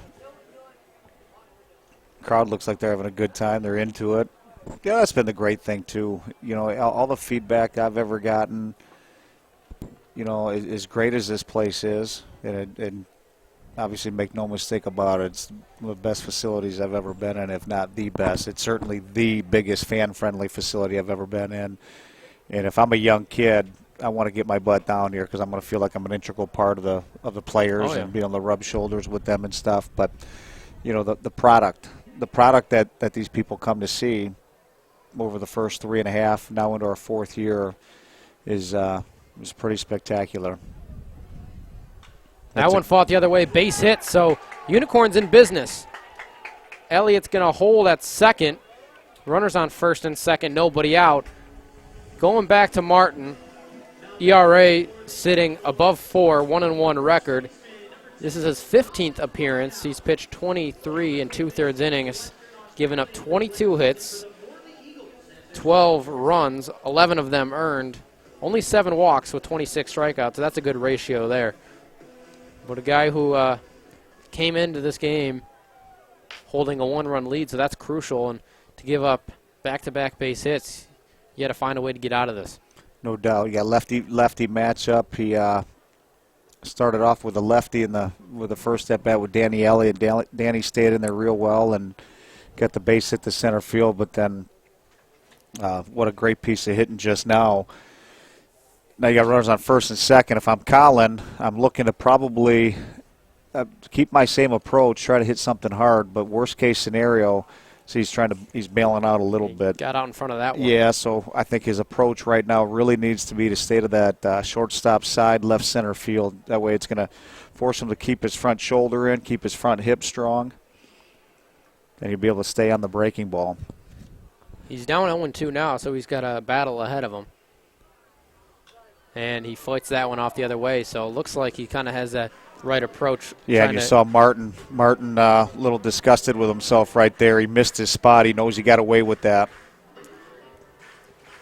Disgusted but also relieved because he did leave that one in a pretty hittable spot. But I'd go soft. I'd go something soft right now.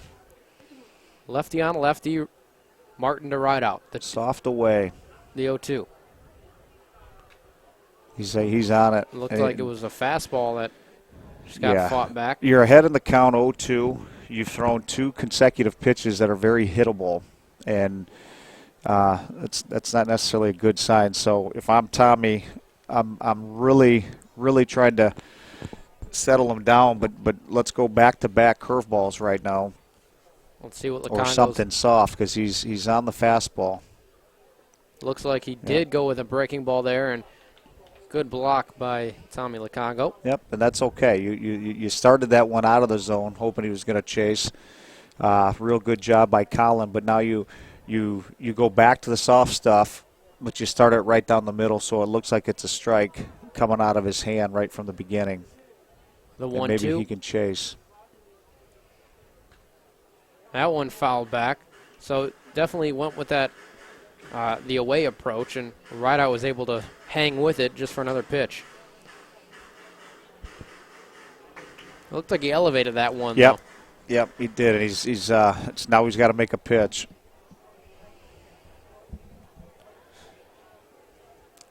Sun is setting now on this day, and it's kind of turning into nighttime here in Utica as we are into the 7th inning.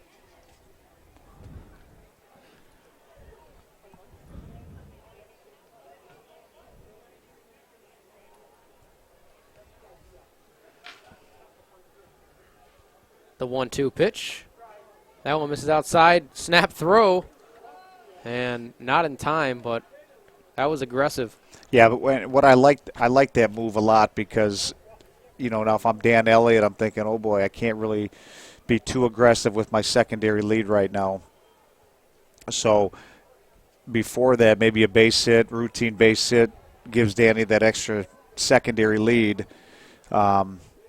And probably going to score, so now he's going to be a little reluctant with his secondary lead. So good job on Tommy's part. Big breaking ball miss there. Run the count full. So good job by Rideout to battle back in this count. He was down 0-2, and now he's run the count full. And this is huge. This is the biggest pitch of the inning right now. Could be the biggest pitch of the game for Eastside.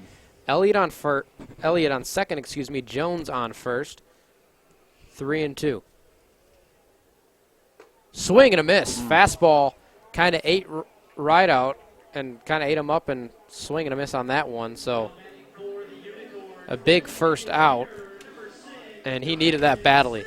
That was a big-time pitch and a big-time out. Kind of a shaky start to the inning, but just now a ground ball away from getting out of it with no damage done. Yeah, and if I'm Martin, I'm trusting what Tommy's putting down, and I'm going to be convicted in my pitch. I'm going to make this pitch, and I'm going to own it. See if I can get out of here with one pitch. Donovan Smith at the plate. Good double play candidate. That one missed high, and obviously you want to keep that ball down if you're Martin. You don't want to leave something up in the zone where Smith could elevate it.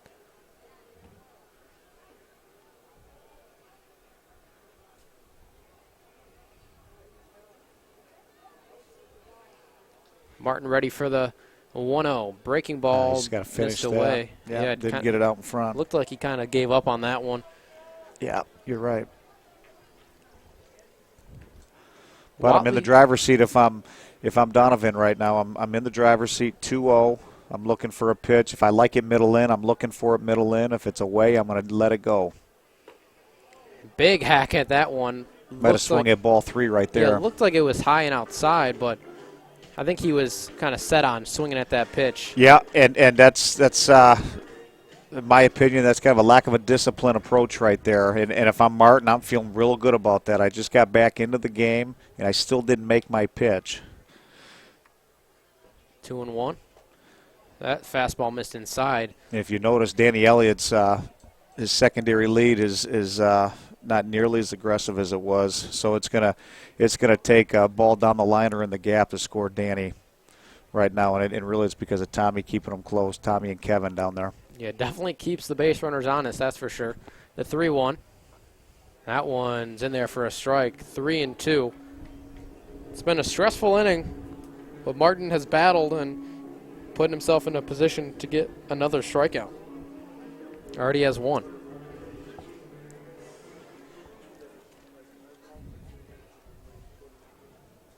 The 3-2. Swing and a miss. Martin retires Smith with a strikeout swinging. So now there's 2 outs. Still runners on first and second. Josh Goulet up. He's struggling, to say the least. So now, right now, if I'm Martin, I'm telling him, I'm screaming from the dugout, hey, great job. You got a lot of work left. Don't get complacent right now because you leave one pitch up, and all of a sudden the last 2 batters that you worked hard for will go for naught. So he's got to really bear down. Left that one up, but Goulet was taking. It's 1-0. Goulet 0 for 2 today. Yeah, 111 batting average, as I said earlier. You go after him, right? You have to. You absolutely have to go right at him. And if I'm Freddie, I'm not worrying about the runner so much right now because you got 2 guys out.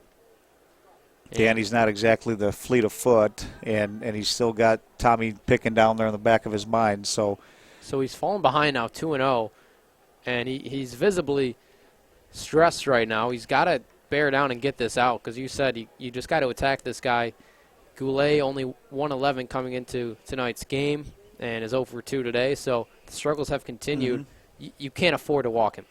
No, but what I would have done after striking the last 2 guys out, and then my guy falls behind 2-0, I would have taken a mound visit and just said, hey, listen, you battled back the last two hitters. You got 2 big-time strikeouts. You got a guy hitting 111. Go right at him. Don't lose focus.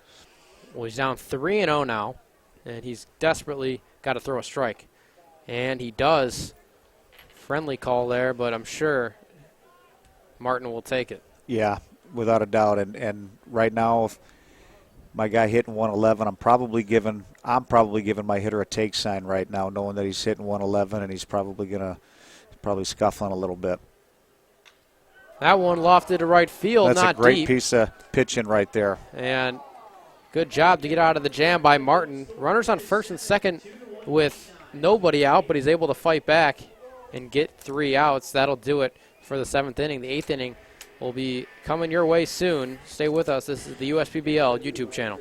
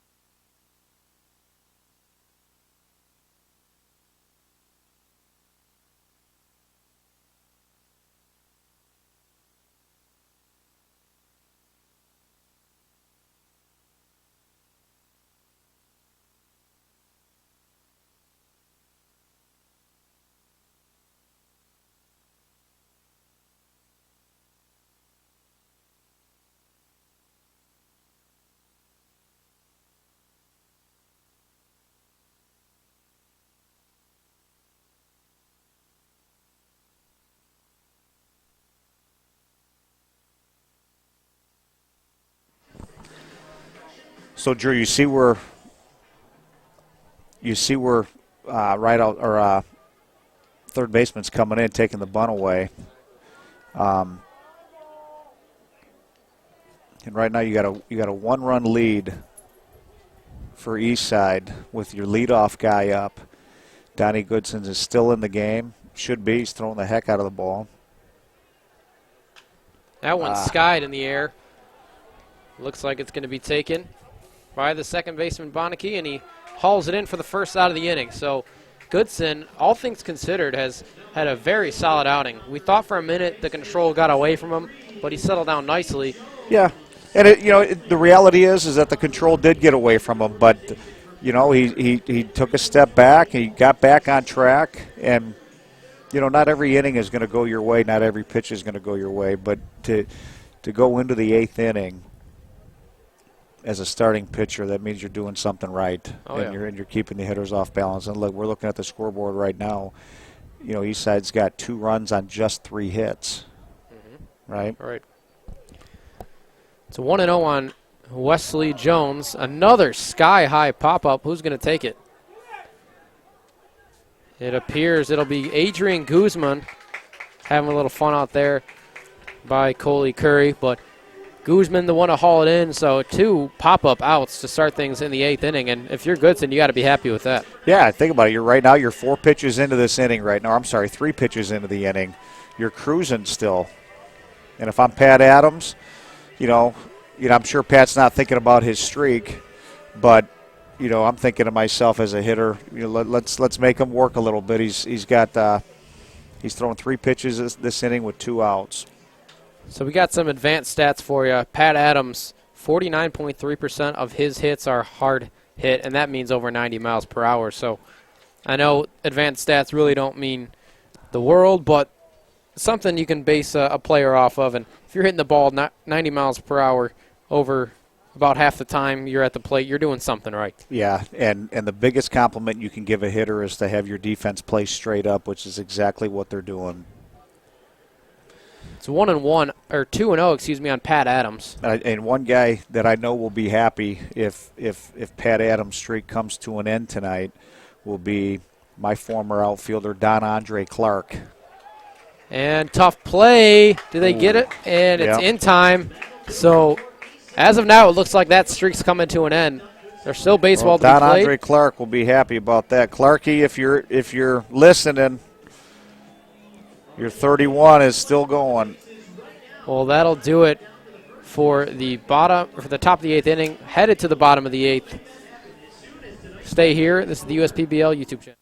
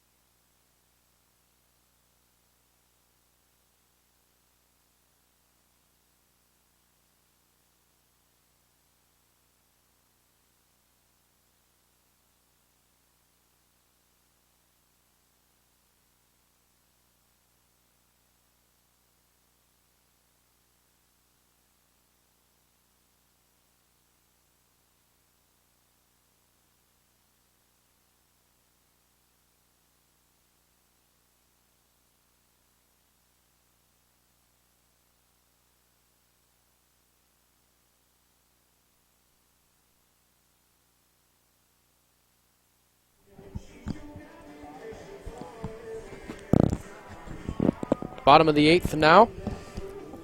The Unicorns trying to get that one run. They'll start it off with Kyle Benecke, 0 for 2 today. But any way you can get that run in, I'm sure the Unicorns will take it. Strike one here. And right now it's imperative that Kyle finds a way to get on base. And so I'm looking at where Wesley Jones is playing right now, and I'd be hoping that he'd drop a drag bunt down the third baseline. A bad bunt's going to get him on base.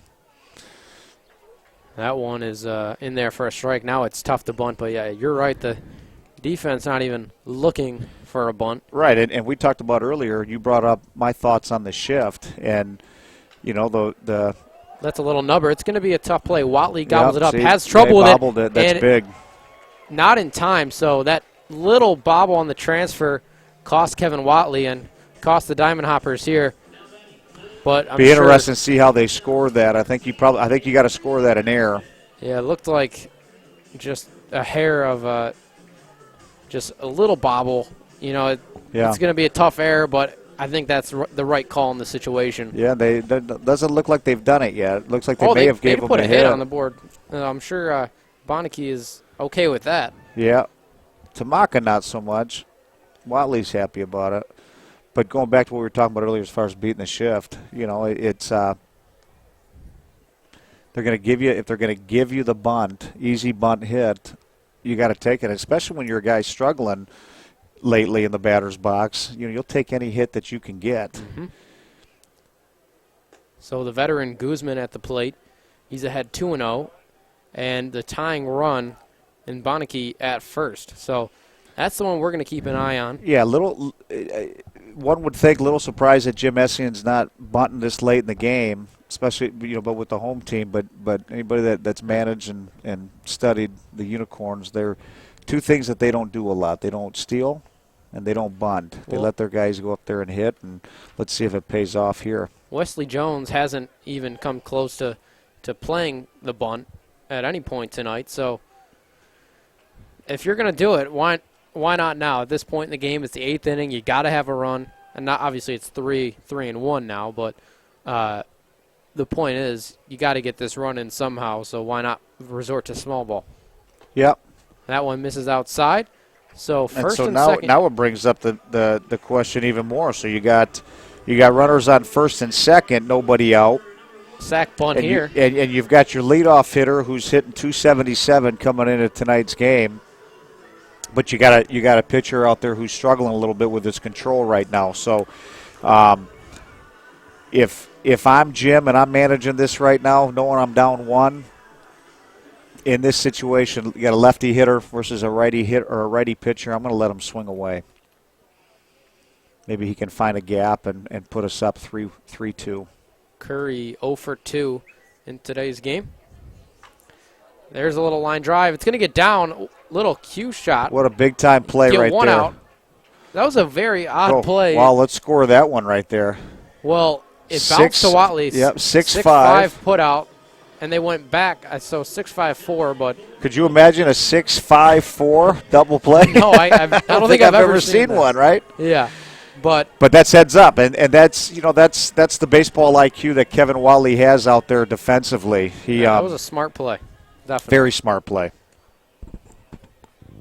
He's got my vote right now as a player of the game. Yeah, I can't think of anyone else right now. I mean, he has 2 hits, an RBI, and that heads-up play here. Mm-hmm. So he knew the ball wasn't hit hard enough for him to turn 2. So you know, for him to get that lead runner at third was absolutely a big-time play. Because if you think about it, if he does gets the out at second, you still have a runner on third with less than 2 outs, and you almost feel like the Unicorns are going to get this running, especially with Latona at the plate. Yeah, no doubt. Good block there by Tommy. So 1 out, 2-0 the count on Jimmy Latona.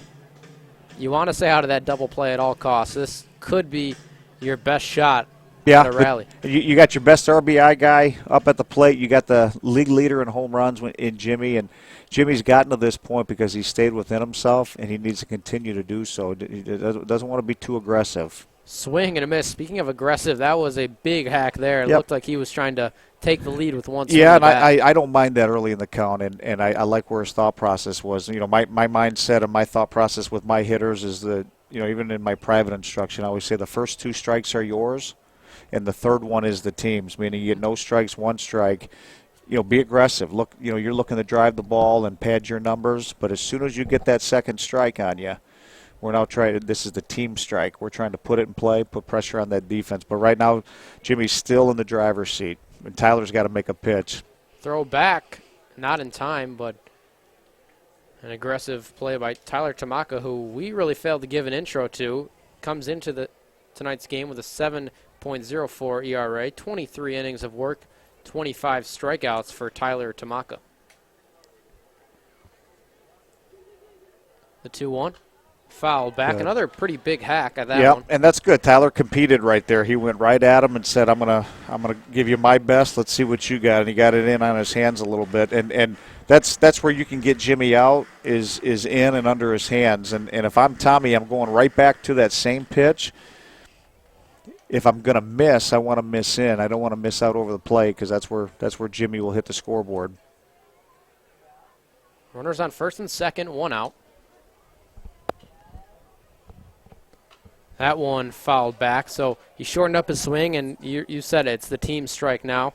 He had his first 2. He took some pretty big hacks and shortened up now. There's a big wide hole over there between first and second.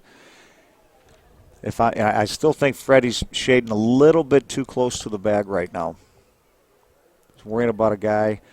Oh, boy. Latona hit by that fastball. Now loads the bases up, 1 out. So things getting very interesting now for Tyler Tamaka. And you got their most dangerous hitter right now. So if I'm over skippering in that dugout right now, I'm walking out. I'm bringing my infield in to meet with everybody, and I'm going to let them know where if the ball's hit to so and so, we're going here. If it's hit back to the mound, we're going to go 4-1.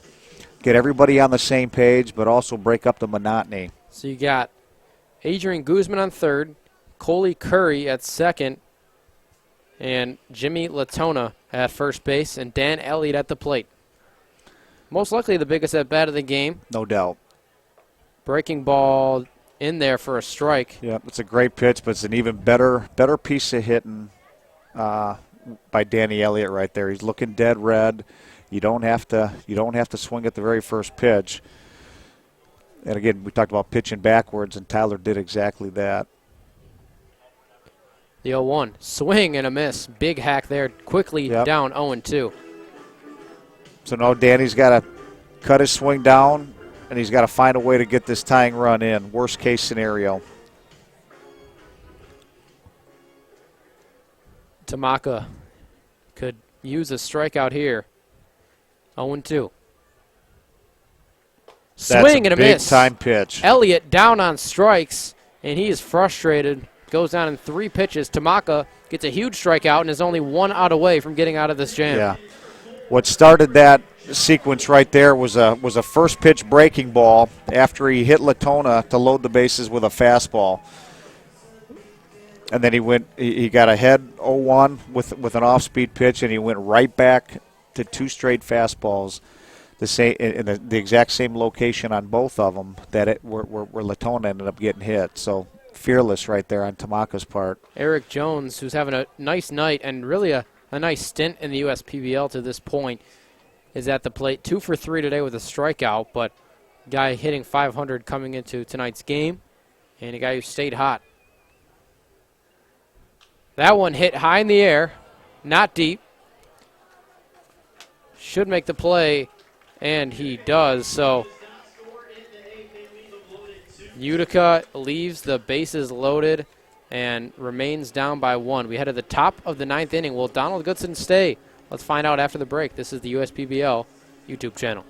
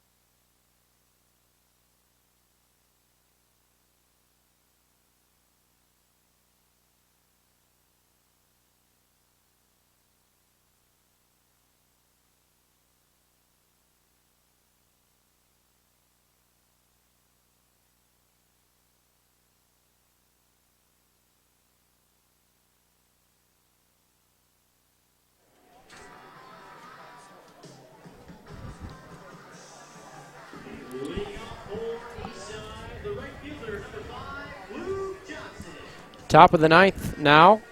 New pitcher. Let's first give some props to Goodson going 8 strong, only allowing 2 runs. But now Sam Cottingham-Beard into the game. He comes into tonight's game with a 3.97 ERA and a 3-1 record. Luke Johnson at the plate. That's hit high in the air. Fairly deep left center field. Under it is Elliott to make the catch. 1 away. 1 pitch, 1 out there for Cottingham-Beard. Yeah, great job by Donnie Goodson. He should be very happy with his outing. His coaches, his skipper should be very happy with what he did. He gave up 2 runs on just 3 hits over the course of 8 innings. That's more than what you can expect or ask for out of a starter. So job well done to Donnie. Mahalik at the plate. It's big for the Hoppers to possibly get an insurance run here. Yeah. You feel a lot safer with 3-1 as opposed to 2-1. Yeah, no doubt. And I don't know if I like that right there, swinging at that first pitch after the leadoff guy swung at the first pitch. I think you got to make Sam work. Well, there's a base hit up the middle. Solid single there from Mahalik. But what do I know? That's a great swing right there. Right up the box for a solid single. Ashante Wheatley steps in now. Chance to get that insurance run. You got a runner on base. Yep, One Paul, out here. Yep, and Paul Nochi likes to, he likes to have some action in this late in the game and in this type of situation. So you got a new guy who's already proven he can go to the right side. Don't be surprised if you see a hit and run here in the next couple pitches. Foul ball. Ooh, it looked like it. Oh, look at Paul. Got him on the ankle. Paul, just like his Chicago Cub days, making a great play over there. No surprise, though. I'm just happy at his age he can still bend over and pick up the ground ball. Oh, no. Can't do that to him. I love you, Paul. Ashante Wheatley with his USPBL debut today, and he started things off with a hit. So congratulations, Ashante. Yeah, I'm sure his parents are super proud of him. Bunt attempt and a good one. I like it. That's going to be a tough play. You got to let it go, and it just goes foul right before third base. That was about fair for, I want to say, 88 feet or so. Every bit of it, if maybe more than that. Good idea right there, though. So almost bunted for a base hit, but now finds himself 0-2. But the only you thing I got to tip don't your like, cap to the effort. Absolutely. The only thing I don't like about that particular play is, he already had 1 strike on him. And you find yourself in a hole. Now you're in the hole. If you're going to do that, I like to do it in the first pitch of the at bat or before you have 2 strikes or 1 strike on you rather. But nonetheless, it was a good idea, good heads-up play. The 0-2 is outside, 1-2.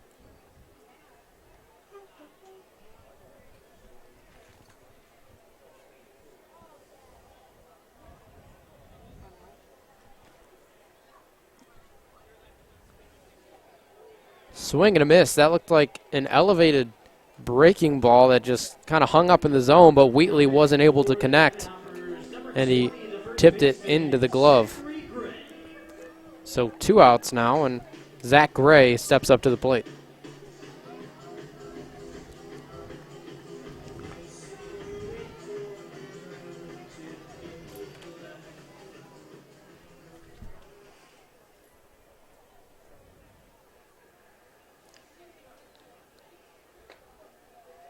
Gray looks at ball 1.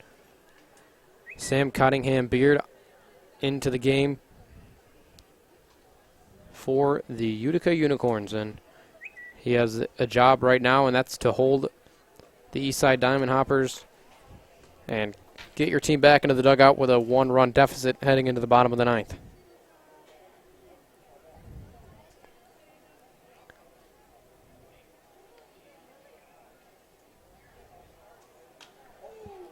That one straight up. Is it going to stay in play? It's going to be close. Let's see. Oh, my gosh. How in the world did it do that?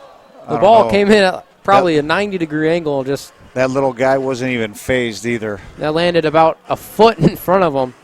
A little fan in the first row. I've never seen a foul ball. Fan. I've never seen a foul ball in the first row here. That's interesting, but everyone's okay, and someone ended up with a souvenir.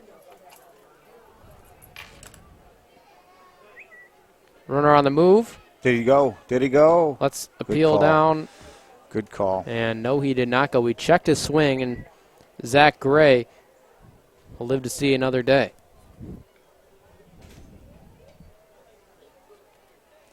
So there's a stolen base there in all of that madness. And it's 2-2 now on Zach Gray. On the ground to second. Should be a routine. Benecke to first. Good play. Retire the side. So now it's time for the Utica Unicorns, our last at bat. The Eastside Diamond Hoppers threatened but did not score. Stay with us for the end of this game here on the USPBL YouTube channel.